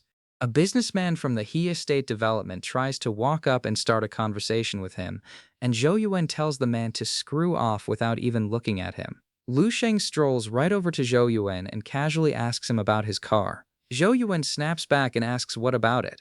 The young man says the car looks pretty cool and asks how much the thing cost. Zhou Yuan immediately assumes Lu Sheng is just some country bumpkin who is dazzled by wealth. He puffs himself up and brags that the car cost $80 million and it is the only one in the entire Dragon Country. But Lu Sheng just smiles at the guy. He says it is a nice car and that he is jealous. Then he turns away and tells Healing Su he feels much better now. Zhou Yuan demands to know who Lu Sheng thinks he is. Our boy introduces himself calmly and says he is Lu Sheng and he is here on behalf of the Chen family standing as Healing Su's representative. Then he points directly at Healing Su and declares that right there is Healing Su. The entire crowd turns to look at her. Everyone starts murmuring and asking who this guy is and who is so important that he would make an entrance like this. Healing Su is standing there frozen in the spotlight and she points at herself in total shock. Zhou Yuan is still reeling from what Lu Sheng just did to him when Healing Su walks over looking completely lost. She has no idea what just happened or why Lu Sheng went and destroyed Zhu Yan's car and then called out her name in front of everybody like that. Zhu Yan locks onto both of them and he commits their names to memory right then and there. Healing Su from the Chen family and Lu Sheng. He is not going to forget this anytime soon. Healing Su pulls Lu Sheng to the side and starts demanding answers from him. He provoked Zhu Yan and destroyed his car and then shouted her name for no reason at all. Lu Sheng just plays it cool though. He tells her it is nothing and that he just wanted to speak up for her. Healing Su is totally baffled by this. She asks him what he is even talking about because nobody did anything to her. There is nothing to speak up about. Healing Su keeps pushing him for the real reason. Our boy leans in and starts explaining his logic with all the confidence of a guy who has read way too many novels. Zhu Yan is a known playboy, and Healing Su is dressed beautifully tonight. That means Zhu Yan is absolutely going to notice her. After the initial attraction, the guy would use every trick in the book to get close to her. So Lu Sheng decided to just cut the whole thing off before it starts. He tells Healing Su she does not need to thank him for it. Pick a fight with Zhu Yan now and make him angry and the danger is gone before it even begins. Healing Su just stares at him. She mutters that he is completely insane, but she also cannot really argue with the result because Zhu Yan is definitely not coming anywhere near her after all that. She sighs and gives up on trying to reason with him. The banquet is about to begin and the guests are all heading inside. Chen Yi spots Healing Su and comes striding over with a group of men in suits behind him. He is clearly not happy at all. He calls out to Healing Su and asks her to introduce her friend, the one who just destroyed someone's car and then went ahead and shifted the blame onto the Chen family. Lu Sheng looks at Chen Yi and picks up on the subtext right away. He asks if Chen Yi is trying to insinuate something about him. Then the second Lu Sheng's gaze locks onto Chen Yi, something terrifying happens. Chen Yi freezes up completely. His whole body just locks in place. This is a level 6 martial artist, and he cannot even handle the weight of Lu Sheng staring at him. He starts stammering and asking what this pressure is. He recognizes Lu Sheng now as the top student from 7 St. Martial University, who supposedly has the potential to become a martial master. Chen Yi starts panicking and throwing out threats about how the Chen family has connections to level 8 great martial masters, and how Lu Sheng is going to regret everything he just did. But all that bravado lasts about 3 seconds. Chen Yi tries to turn around and run, and his legs will not move. The young man has locked him in place without even touching him. He repeats his question and asks if Chen Yi was insinuating something about him, and if so, then why is he spouting nonsense? Healing Su begs Lu Sheng to stop and warns him not to cause a scene here. Our boy just smiles at her and says fine, as she wishes. Then Lu Sheng grabs Chen Yi and hurls him through the air. Chen Yi goes flying straight into the banquet hall and crashes through the entrance and slams into the floor right in front of dozens of guests. The entire hall goes dead silent. Healing Su's face goes completely white. Everything she spent years building up is done. All the blood and sweat and tears she poured into gaining a foothold with the Chen family is finished. Then behind her, Zhou Yuan's older brother Zhou Jixin shows up with bodyguards on both sides of him. The whole atmosphere in the room turns dangerous. Zhou Jixin recognizes Lu Sheng as the brat who wrecked his little brother's car. He tells Lu Sheng that even being an outsider connected to the Chen family would not normally be enough to get someone past the front door of this banquet. Then he goes after Healing Su directly and tells her she brought this friend so she should take him and leave right now. He says if she wants to come back to the Chen family after this, then what just happened had better be forgotten fast. Madame Chen piles on right after him. She orders Healing Su to cut ties with Lu Sheng immediately. Then she demands that Healing Su go back to Chen Yi's side and kneel down and apologize and beg for forgiveness. Otherwise, the Chen family is going to throw her out for good. But before Healing Su can break under all that pressure, Lu Sheng steps right in front of her. He explains that everything happening right now is all because of him. Then the guy turns to Healing Su with complete seriousness and tells her to listen carefully. She should cut ties with the Chen family right now, and in return he will make absolutely sure she is completely unharmed and protected from this day forward. Healing Su goes quiet. Then she straightens herself up and turns to face Madame Chen. She apologizes and tells her that she is afraid she cannot agree to the terms the Chen family laid out. She is declining their offer. Madame Chen completely loses it. She starts screaming at Healing Su and calling her an ingrate and ordering her men to grab both of them. But Lu Sheng just smiles and puts his arm around Healing Su. He tells her she is not going to regret her choice today. After Lu Sheng hurls Chen Yi flying across the hall and pulls Healing Su out from under the family's grip, Madame Chen rises up in a fury and orders her people to go after both of them. The whole crowd assumes the two of them are done for. But before anyone can even move, a martial master lunges in at Lu Sheng and our boy drops him with a single strike that looks almost lazy. The man crumples to the ground screaming about his ruined hand, and the entire ballroom goes dead quiet after that. Madame Chen in the crowd covers her mouth in shock. A level 7 martial master just got beaten in one hit. She can barely even process how strong this young man actually is. The Chen family enforcers start scrambling around and calling out to every martial master in the room. They promise a generous reward to anyone willing to step up and fight, but the answer they get back is silence. Even the Zhou faction, with Zhou Jixin among them, suddenly looks a lot less eager to do anything. Zhou Jixin came here specifically to settle the score after Lu Sheng humiliated his brother Zhou Yuan, but now nobody on his side wants to be next. Then the real heavyweights show up. Grandpa Chen storms in demanding to know who dares cause a scene at his party. This is the patriarch himself, and tonight is his 80th birthday celebration, so the whole banquet is supposed to be for him. Behind the old man comes a level 7 military general, and then Zhang He, who is the vice president of the Jingdou City Martial Association. Zhang He is a level 8 martial master, and he is famous across the entire province. The crowd starts buzzing again because surely now the kid is finished. Healing Su definitely thinks so. She grabs Lu Sheng's arm and begs him to run while everyone is still stunned. She tells him she will smooth things over with the Chen family using her mother Chenlan's connections. But the guy does not budge at all. He just calmly tells her that the best part has only just begun. Our boy says with numbers like these, none of them would be any match for him in a real fight anyway. Grandpa Chen rounds on Lu Sheng and starts going off about the disruption. But then Zhang He gets a good look at Lu Sheng's face.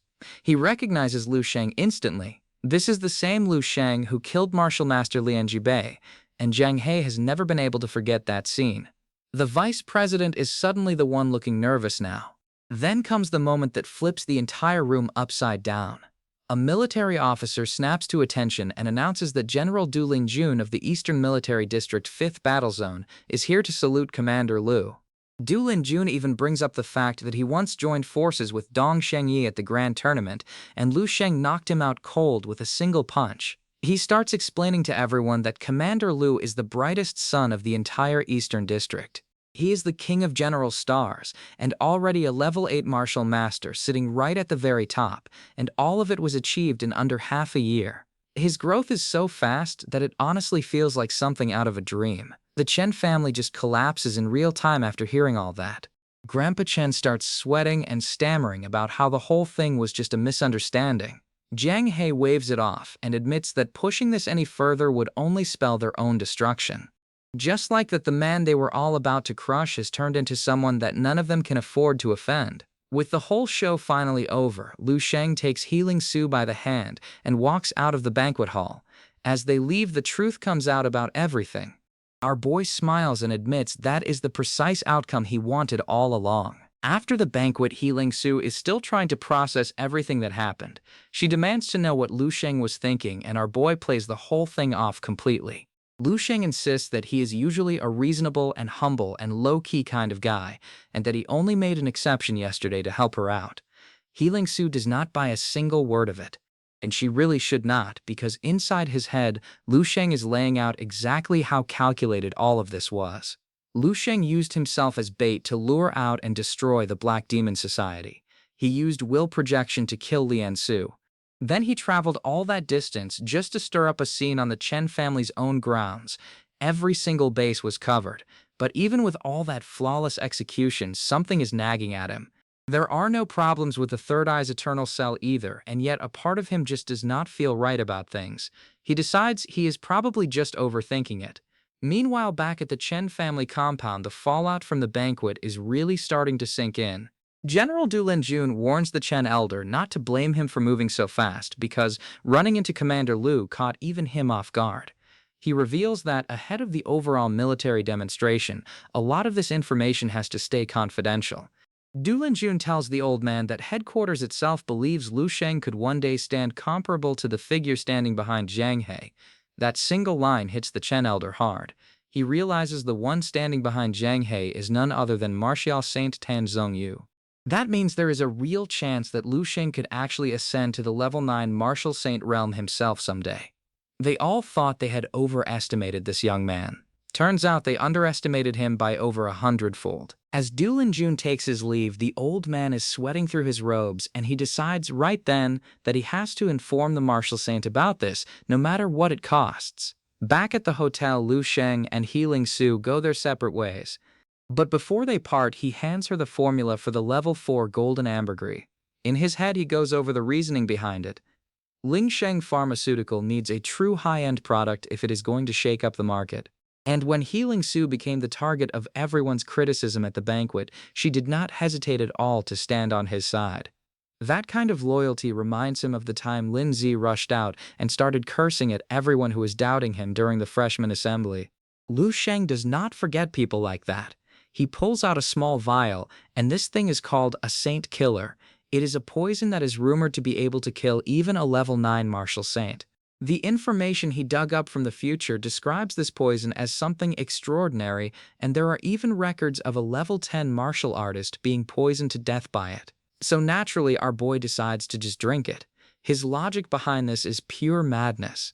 A level 7 martial master is already immune to over 90% of all known poisons. Drinking paraquat like water is not a joke for someone at his level. With his metabolism and cellular repair abilities, ordinary poisons never even get a chance to activate inside his body. The Fire Seed Resource Library has notes saying this particular poison is extracted from monsters at level 9 and above, and that it reaches far past the genetic level. So Lu Sheng dilutes a single drop of it and uses his psychic power to mask every trace, and then downs it. Then, just to be safe, he eats the cup too. At first there is nothing, but then a strange churning starts up in his abdomen. His eternal cells swarm the invader and start expelling the poison the same way outsiders get thrown out of a fortress. The young man realizes that the genes of high-level monsters are violently aggressive. If he digs too deep into this, he could end up being assimilated just like the mutated cultists he once ran into down in the abyss of the rift. So he takes it even further. He drips the poison straight onto his palm and forces his psychic power to subdue it directly. For a moment he feels nothing at all, but then his palm splits open and a single glowing red eye blinks back at him from inside. Lu Sheng just stares at it completely stunned. He has no idea what he just unleashed inside his own body. Lu Sheng stares at the strange red eye blinking in his palm, and he is half convinced the thing has developed a mind of its own. The boundary between human and monster is blurring all over again. The rest of his stellar undying body crushes it flat and refuses to let it spread any further than that. So naturally, our boy decides to test what it can actually do. He barely flexes his fingers and the air itself splits apart. Everything in front of him gets sliced through along with space itself. Lu Sheng freezes right there. That single twitch of his fingers carried destructive power comparable to his own stellar undying body. He realizes his palm is now packed with countless destructive cells. His eternal cells chase after ultimate perfection and immortality, But these black cells walk the complete opposite path. They are all about endless annihilation. Both types of cells far surpass ordinary human cells, and that is exactly why monsters are so monstrously strong in the first place. Then a dangerous idea hits him.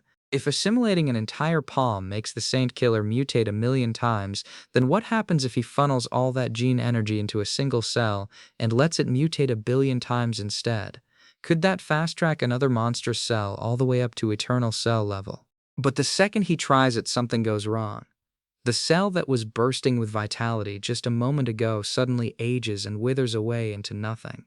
The guy is completely baffled by this because the eternal cell outlives ordinary cells by billions of times over, so this kind of decay should not be happening at all. And then it clicks for him. It is a rule. Cell assimilation simply cannot occur in living beings in this world. The instant someone uses the Saint Killer, the infected cells age and backfire on the host. And it does not matter whether you are level 9 or level 10 or whatever kind of monstrous martial body you have. The rules just erase you, and all you can do is sit there and watch your own cells decay and die.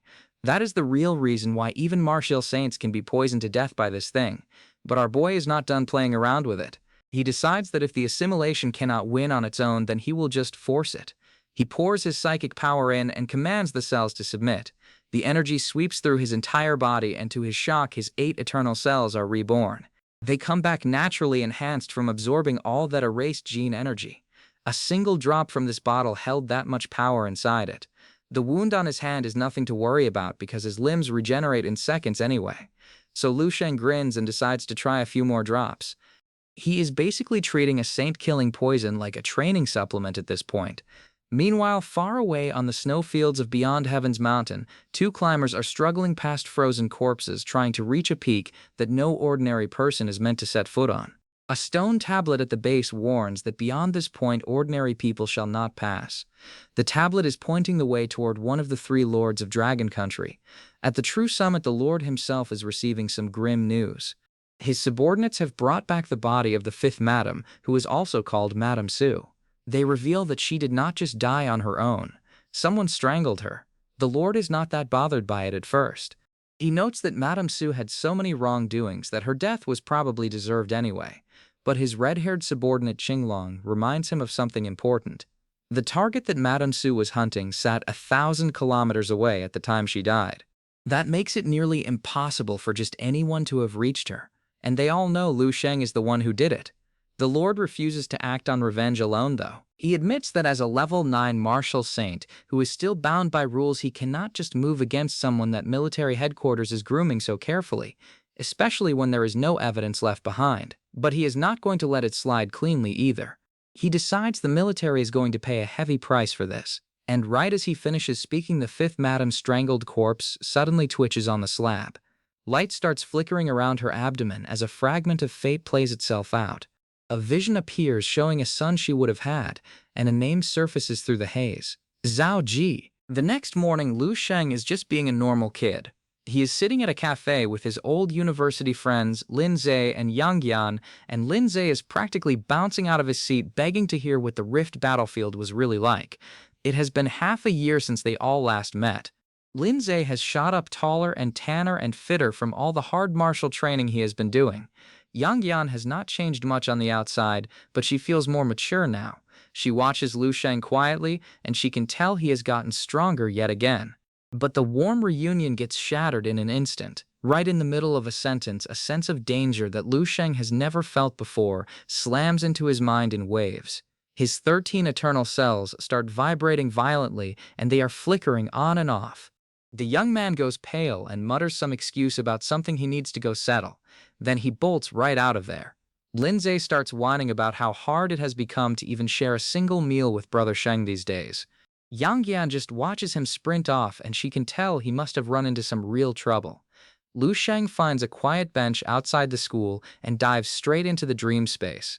This is the future record system he can access through his eternal cells. He orders the AI to pull up every piece of information it has on his own life. At first glance, nothing looks any different from before, but then he spots it. His lifespan now reads from martial arts year 297 to January of year 317. He dies this month. The record spells it out in cold detail. During the Central Ninghai Military Headquarters Martial Arts Assembly at just 20 years old, Lu Sheng is personally killed by the Supreme Tao Martial Saint. It is exactly the figure he suspected all along. The Lord behind everything. The man is only a level 9 and not a level 10. He is a martial saint who cannot even conceal his own movements. He is fully aware that Lu Sheng is under military protection, and there is no solid evidence proving Lu Sheng killed Lian Su. So where exactly did our boy slip up? And was that woman Lian Su really important enough to the saint that he would risk everything just to take revenge on her behalf? The plan Lu Sheng was so proud of has completely fallen apart on him. Then 3 days pass, and the guy is still frozen on that same bench. Leaves are piling up on his shoulders, and he is barely even breathing. A small crowd of people walking by starts gathering around, wondering if the handsome guy sitting there got his heart broken or something. When he finally snaps awake, two friendly strangers come up and ask him what is eating at him. Lu Sheng admits that he made a plan he believed was totally flawless. He even had an organization with the highest authority verify the whole thing. And yet the accident still happened anyway, and the outcome landed as the exact opposite of what he wanted. One of the strangers just shrugs it off with some simple street wisdom. He tells Lu Sheng that nothing in this world is ever 100%. If the authority that verified the plan swore the accident would not happen, then either they did not have enough power to actually know that for sure, or they were just flat-out scammers. Accidents happen, and there is no reason to fall into despair over it. At worst, you just pick yourself up and try again. That throwaway line hits Lu Sheng hard. He thanks the man and races back home to his residence, and finally starts putting it all together. He has been wrong this whole time about everything. His thinking had gotten warped over time. He became so reliant on his intellect and the visions from the dream space that he stopped trusting his own fists. The future that the dream space shows him is not guaranteed truth. It is only a prediction built on statistics, and that is exactly why the system can never account for its own destruction. It cannot factor in the butterfly's wings 10,000 years down the road. The system literally cannot include itself in its own calculations, which means the prophecy of his death is not fate at all. It is just a number that the dream space could not possibly get right, because the one variable it can never predict is Lu Sheng himself deciding to break it. Even the strongest person alive cannot lift themselves up by their own neck, and even gods who create entire worlds cannot create another god just as powerful as themselves. When he first read his life record, he assumed without any question at all that it was the future. But the more he picks the whole thing apart, the more cracks start showing up. That formula started out as a wild experiment, but 10,000 years down the line, its effectiveness got multiplied over 1,000-fold. And then one ingredient stops him cold, something called Lanying grass essence. It is labeled in the records as existing only in theory, but the thing does not actually exist in reality at all. That single detail unravels everything for him. If a hypothetical ingredient with maybe even a fake name is sitting right there in his own future records, then every drug formula he retrieved and developed in reality must have already changed the future. Lu Sheng should have seen it ages ago. He starts wondering if the whole thing is just a colossal computer that stores data with immense powers of deduction. And if that is true, then maybe he himself is nothing more than a lucky seed planted by the Fireseed plan. So he turns to the AI itself and asks it point blank what all of this really is. The AI has only ever given him silence up until now, but this time it actually responds. It tells him his authority is insufficient and that he needs to raise it if he wants to learn more. Our boy nearly jumps out of his skin when he hears that. After all this time, the thing can actually answer him. And just like that, he has a brand new goal. Keep climbing his authority until the truth cracks open. But far from sinking into despair over everything, Lu Sheng comes out of it, feeling lighter than ever. Without the future binding him down, he feels free. He is destined to become the god of martial arts, so there is no way he dies this easily. The supreme Tao martial saint is nothing to him. Several days later, the overall military martial demonstration grand tournament kicks off out on the open ocean. Li Yao is surfing across the waves and blasting fish out of the water just so he can fry them up. The guy is grinning the whole time and saying he arrived just in time for the fun. Inside the command room, though, the brass are far less relaxed about things. The great powers of every military zone are gathering in one place, and the analysts start running down the roster. There is Li Yao, who is the Southern Zone's top general star, ranked second overall with combat power above 25 stars. There is Gao Tianzong, the Northern top general star. And there is Yan Fei, who is the Western War Zone's female general star. That is already 3 of the 5 legendary general stars all in one place. Then the ocean itself erupts as the first-ranked star of the Central Zone arrives. Dong Potian, also known as Emperor Dong. His combat power has reportedly blown past 40 stars, which puts him on a completely different level from the other 3. The commanders trade notes, and they are all impressed by Emperor Dong's arrogance and presence. But one question keeps circling back around in the room. Where is the Eastern General Star? Where is Lu Sheng? The Eastern Sun with unparalleled talent has not shown his face yet. Word going around is that he has been buried in isolated training at headquarters and that the top brass value him even more highly than Emperor Dong. Then a flustered operator gets a call and announces it to everyone. The Eastern General Star Lu Sheng has finally arrived. But there is a problem. She begs everyone in the room to just look at the screen, and there he is broadcast for all the most powerful men in the military to see. Lu Sheng, the legendary Eastern Sun, is drifting peacefully across the open sea on a mattress. He is fast asleep without a single care in the world. While the entire military is gawking at the screen, Lu Sheng is still drifting across the open ocean on his mattress completely sound asleep. But behind that lazy exterior, our boy has actually been grinding non-stop. Over the past few days, he burned through every single resource he brought with him and cultivated day and night. Lu Sheng finally managed to absorb 4 more eternal cells, which brings his total up to 19. There is just one problem with how eternal cells grow, though. They have a tendency to steal from each other.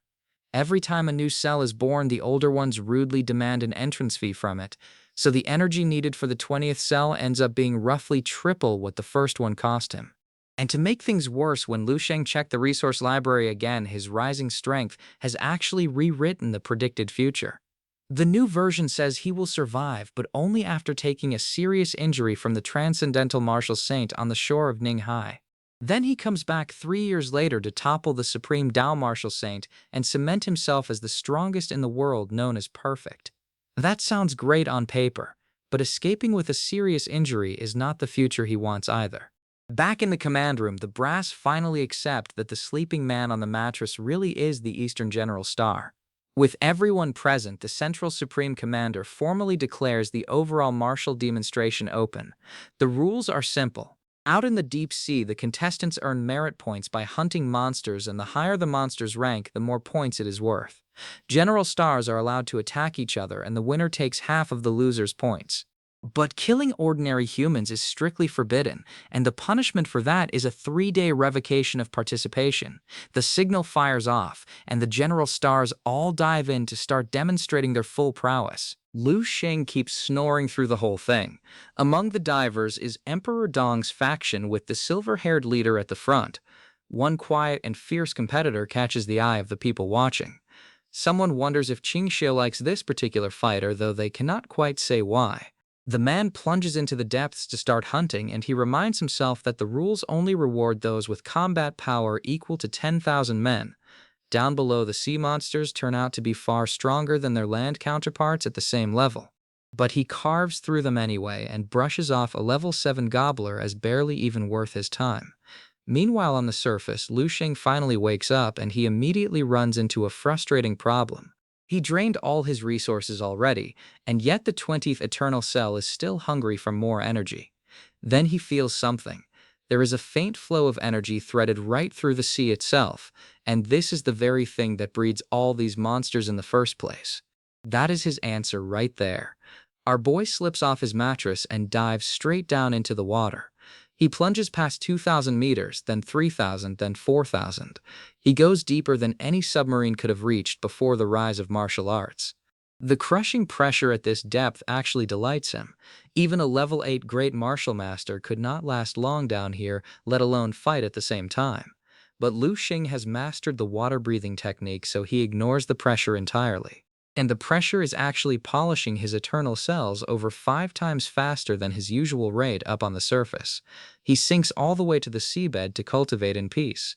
But the second he settles in, 2 enormous glowing eyes snap open in the dark right in front of him. Far away from the ocean, the mood is anything but peaceful. The Supreme Tao Martial Saint has not just sent a few assassins after Lu Sheng. He has mobilized all 28 of his veterans and his 4 guardians for a single general star. His people question whether this is overkill. But then one of them reminds the group what Lu Sheng actually did. He killed the 4th demon god of the Black Demon Society all by himself. And that female demon nearly broke through their own defenses with combat power close to 70 stars. For Lu Sheng to kill her by himself proves that he is an unmatched monster. The kind that only appears once every 300 years. And that is exactly why so many experts had to come for this mission. The military has spent over 200 years trying to nurture a true level 9 expert, and they are going to protect Lu Sheng at all costs, so the only way to get to him is to surround and kill him before the military can react. The Lord himself will hold off the military's pressure while the rest of them handle it. The Lord, as it turns out, lost his lover in battle a century ago, and he still has no son to carry his line. He finally tasted hope again after all those years, and then Lu Sheng went and coldly destroyed it. So today the Supreme Tao Martial Saint declares that Lu Sheng must die. Deep in the dark sea, the silver-haired General Star from Emperor Dong's faction has spent nearly 3 days straight slaughtering monsters. He has grown so used to their strength by now that even level 8 sea beasts go down pretty easily for him. Up in the command room, the rankings tell the whole story. Dong Po Tian is sitting in first place with over 1.5 million points, and he is dwarfing the other 3 top stars who are all trailing far behind him. The commanders are amazed because Emperor Dong is not even 50 years old yet, and he hunts faster than men decades his senior. He keeps diving deeper and facing stronger monsters than anyone else out there. Then one of them notices something strange. The Eastern General Star Lu Sheng has not scored a single point. His value has stayed at 0 this entire time. The Eastern commander is furious, and he starts demanding to know whether Lu Sheng is dead or hiding, or just deliberately throwing the whole demonstration. But the silver-haired star cannot go any deeper because the communication cameras stop working past 3,000 meters, so he calls it and begins his ascent with everything he collected. He is already dreaming about finally being promoted to senior general. And then on his way up, something stops him cold. A surge of raw vitality washes over him from somewhere far below. It is so strong that he wonders for a second if it could even be a person down there. He dismisses it as impossible, though, because no level 9 martial saint's physique should outstrip his own. It must be some terrifying monster lurking in the depths, so he hurries up to the surface to cash in his spoils and put it out of his mind. Down in the very deepest trench, where it is too dark to even see his own hand, Lu Sheng is wide awake and grinning. 10,000 meters beneath the waves, his body has undergone brutal strengthening as if he were trapped inside a gravity chamber. With his water-breathing technique layered on top of that, every single one of his moves and techniques now carries the crushing weight of that depth behind it. The guy decides to experiment a little. Our boy starts channeling his eternal cells into different parts of his body just to see what happens. He throws a single punch and then a kick, and the force erupts into a blinding pillar of energy that splits the seafloor apart. The young man calls it divine dominion, and the sea itself pulls back from the impact. On the surface, the martial demonstration is wrapping up. Dong Po Tian's star surface is totally convinced this was an easy win for him.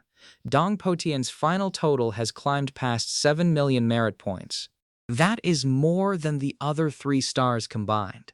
The Eastern commander just slumps there in disbelief. He demands to know where Lu Sheng is, and then the ocean answers him. From 10,000 meters down, a single kick launches our boy straight up through the water. The strike is powerful enough to carve a massive whirlpool right into the surface of the sea. Our boy breaks through and lands lightly on the waves with water still streaming off him. Dong Po Tian's star stares at him in shock because the energy he felt earlier finally has a face attached to it now. Lu Sheng checks his own work and he approves of it. By using the eternal cells as nodes and the stellar undying body as a focal point, he can channel that energy through his whole frame, and now the power of a single strike from him easily surpasses 100 stars. One step is enough to launch him straight up from the abyss. Lu Sheng pulls up the future one more time, and it has changed again. He is no longer fated to escape with a serious injury. But our boy still is not satisfied with it. Even this rewritten future is not the one he is aiming for. He just drifts there lazily on the waves under the open sky. Lu Sheng finally comes face to face with Dong Potian, the #1 general star of the Central Zone and the top ranker of the entire overall military martial demonstration with over 7 million points to his name. This is the man that nobody thought could be touched. But the second Dong Potian goes all out, something becomes immediately clear to every single person watching. It is a complete mismatch. Dong Potian launches a devastating strike with everything he has, and there is combat power exceeding 40 stars behind every ounce of it. The shockwave rips through the arena, but Lu Sheng catches it clean and he does not even flinch. Our boy's combat power sits well above 100 stars, and the gap between them is not just big, it is embarrassing. But here's the problem with all of this. Dong Potian is Lu Sheng's brother-in-law. So instead of hitting him with real force, Lu Sheng decides to just end it gently. He calls it a little tap. That little tap sends Emperor Dong flying across the field and crashing into the ground. He is knocked out cold from a single blow. The crowd goes into complete shock. The top ranker of the Central Zone, who dominated the entire demonstration, just got swatted down in one hit. Lu Sheng scratches his head and mutters that his brother-in-law might be a bit too fragile because he barely used any strength at all. But nobody in the meeting room is laughing about it. The military officers openly admit that Lu Sheng's combat power has already reached a level they can only look up to. Some of them even say he is qualified to become the Vice Supreme Commander at this point, but Lu Sheng is not here for titles. He steps forward and makes an announcement that stuns everyone in the room. Our boy declares that today he intends to smash the altar and cut down the heavens, and to accomplish that he needs an unparalleled, indomitable spirit. He asks everyone present to cheer him on. Nobody has any idea what he is planning. But before anyone can even process what he just said, Lu Sheng suddenly looks up toward the sky and calls out the figures hiding in the clouds above. He tells them he sensed their presence a long time ago. Then a massive martial arts aura erupts from above, and down come the 4 guardians, along with 28 elite veterans of the Supreme Tao Martial Arts Academy. The military commanders demand an explanation right away. This is headquarters, and they want to know what business the Supreme Tao has showing up here. The answer silences the entire room. The Supreme Tao representatives announce that they have come on direct orders from the Supreme Tao Martial Saint, the Lord himself, a level 9 martial saint and one of the 3 lords of Dragon Country. Their mission is simple. They are here to take Lu Sheng's head. The military pushes back hard on this, but then the Supreme Tao reveals the real reason behind the Lord's fury, and it changes everything. Lu Sheng did not just kill Madame Su, he also killed Lian Su, and Lian Su was carrying the martial saint's unborn child at the time. The Lord lost his lover 100 years ago, and he never had an heir in all that time. This child would have been his only bloodline, and Lu Sheng erased it. That revelation hits everyone hard. Even Lu Sheng's own allies look shaken by it. This is no longer a grudge over dead subordinates. This is a blood debt, and no amount of diplomacy is going to settle it. Lu Sheng stands there perfectly still. He understands now exactly why the Lord is coming for him. But even knowing that Lian Su was pregnant, our boy does not waver for a single second. He tells himself he would still make the same choice if he had to do it all over again. He is not a saint. When revenge is necessary, he takes it without hesitation and without regret. A military commander steps forward to shield Lu Sheng and demands proper evidence before anyone touches a single strand of his hair. He says the military will handle this through official channels with the martial saint directly. But diplomacy is already dead at this point. The sky splits open as a colossal energy vortex descends right over headquarters. Every soldier in the vicinity drops to their knees. A single command comes rolling across the battlefield. Kneel. The Supreme Tao Martial Saint has arrived in person. The Lord descends, and his presence alone makes every combat record from the demonstration look like a children's game. He declares that his word is the only evidence he needs. If he decides someone must die, then they die. He looks directly at Lu Sheng and asks him one question. Does he have any complaints? Lu Sheng just stares back at him in silence. The Supreme Tao Marshal Saint Zhaoji hovers above the military headquarters, and his presence alone is crushing the air itself. Everyone around has dropped to their knees. Lu Sheng stands alone below him in silence, and his body is trembling. The Supreme Tao subordinates take one look at him and start smirking. They figure the so-called brightest sun has already lost his nerve. With the Lord here in person, even the 5 Supreme Commanders have to bow their heads. Killing a scared kid like this is not even going to take a single breath. But they have read our boy completely wrong. Lu Sheng is shaking because he is excited. It is the kind of excitement that only comes when a predator finally spots prey that is actually worth fighting. Qinglong, who is the red-haired subordinate of Zhaoji, moves in to finish the job. He closes the distance fast, and he is confident it will take no more than 3 breaths to end Lu Sheng's life. But the instant Qinglong lunges, Lu Sheng explodes into motion. Not backwards, forward. Our boy smashes into Qinglong with so much force that the air itself cracks from the impact, and the shock ripples through every Supreme Tao veteran standing on that battlefield. And then Lu Sheng goes to work on all of them. He realizes something critical in that moment. If he waits for the Marshal Saint to personally step in, he is not going to get the chance to touch anyone else. Every single one of his 20 eternal cells ignites at once. Lu Sheng enters what the God of the Underworld Sutra calls the martial God state. In the span of a single heartbeat, Lu Sheng tears through all 28 Supreme Tao veterans and 3 of the 4 guardians. Great martial masters are supposed to have vitality far beyond normal humans, and they should not die this easily unless their heads are severed. But the killing intent pouring off Lu Sheng is so thick and so pure that it wipes out any chance of survival on contact. The people watching cannot even process what they are seeing. The bodies hit the ground before anyone realizes the fight already ended. Only 1 guardian survives, and even that is just barely. The lone survivor screams for the Martial Saint to save him, and he is crawling through the carnage with nothing but pure terror in his eyes. The military officers watching from the sidelines all go pale. They just watched a single man wipe out an elite force that the Supreme Tao Martial Saint personally put together. And he did the whole thing in an instant. Zhaoji stares down at Lu Sheng, and for the first time in almost 100 years, someone has truly made him furious. A golden aura erupts from the Lord's body. It is ancient and overwhelming, and it bathes the entire sky in light. Zhaoji acknowledges Lu Sheng's defiance with 3 quiet words. Good, very good. It has been nearly a century since anyone pushed him this far. Lu Sheng watches the Martial Saint's full power start to unfold above him, and he lets out a laugh.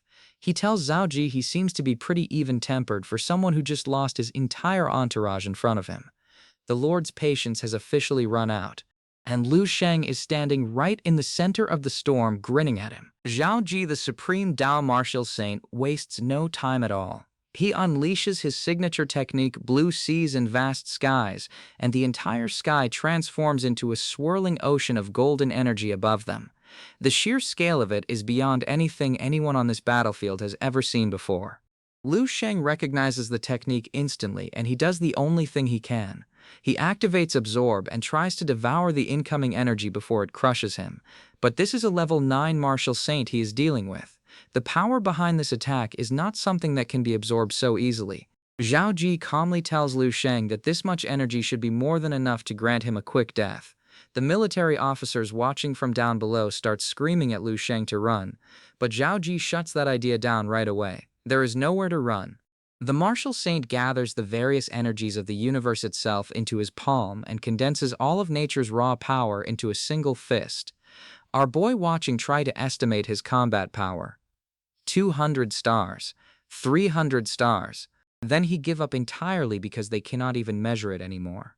This is the power of a true living Martial Saint, and nobody down there can put a number on it. Lu Sheng pushes everything he has into one final counter, all of them active at the same time. He channels it all into a Martial Saint skill called Blade of Will Exterminate and swings it directly at Zhaoji's attack. It is not enough. Lu Sheng cannot withstand it at all. The impact sends our boy hurtling through the sky with his body broken, and he crashes down into the ocean far below. The military headquarters falls into despair after seeing that. The officers stare in horror because the man who slaughtered an entire elite force with a flick of his finger just got wiped out by the Martial Saint. Zhaoji straightens his robes and declares the matter settled. He turns to leave, but then he stops. Something is wrong. Lu Sheng rises from the water. Zhaoji's eyes narrow, and he admits he is shocked that Lu Sheng actually survived a strike carrying the full might of nature behind it. The only way that is even possible is if Lu Sheng has a physique that rivals a martial saint's body. And sure enough, the stellar undying body held up through the whole thing. Zhaoji just dismisses it as a silly trick though, and he starts preparing to strike again. The military officers rush forward ready to throw their own lives away just to buy Lu Sheng a few extra seconds. They beg him to run because he is the military's only hope right now. But Lu Sheng looks back at them and tells them calmly that there is no need for any of that. Energy erupts from Lu Sheng's body, raw and overwhelming. Lu Sheng is not just alive, he is completely fine. The officers cannot believe what they are seeing right now. Zhaoji, on the other hand, actually finds the whole thing interesting. The martial saint makes Lu Sheng an offer. He says he has not met someone this fascinating in a very long time, and he proposes to take Lu Sheng on as his disciple. He guarantees that no martial saint will touch him for the next 100 years if he accepts. The military commanders immediately start urging Lu Sheng to take the deal because this is a once-in-a-lifetime lifeline being handed to him. The guy laughs right in Zhaoji's face. Our boy tells the martial saint that if that was supposed to be impressive, then he is not interested at all. He asks if that was really everything that martial saint techniques have to offer. Then Lu Sheng declares that he is going to show Zhaoji what true power actually looks like. He unleashes his own version of blue seas and vast skies, the very same technique that Zhaoji just used on him. The martial saint's eyes go wide when he sees it. Lu Sheng admits that he cannot fully stop Zhaoji's power of nature on his own, but that does not matter at all because Lu Sheng does something that should be completely impossible. Our boy seizes the power of nature for himself. He takes Zhaoji's own technique and makes it his. Zhaoji loses his composure completely after that. He starts screaming that this is impossible. Lu Sheng is merely a level 8 great martial master, and he should only be able to borrow the power of nature, not command it. And as a final act, Lu Sheng gives him a name for what he is witnessing right now. Power will only relent to greater power. He calls this supreme power.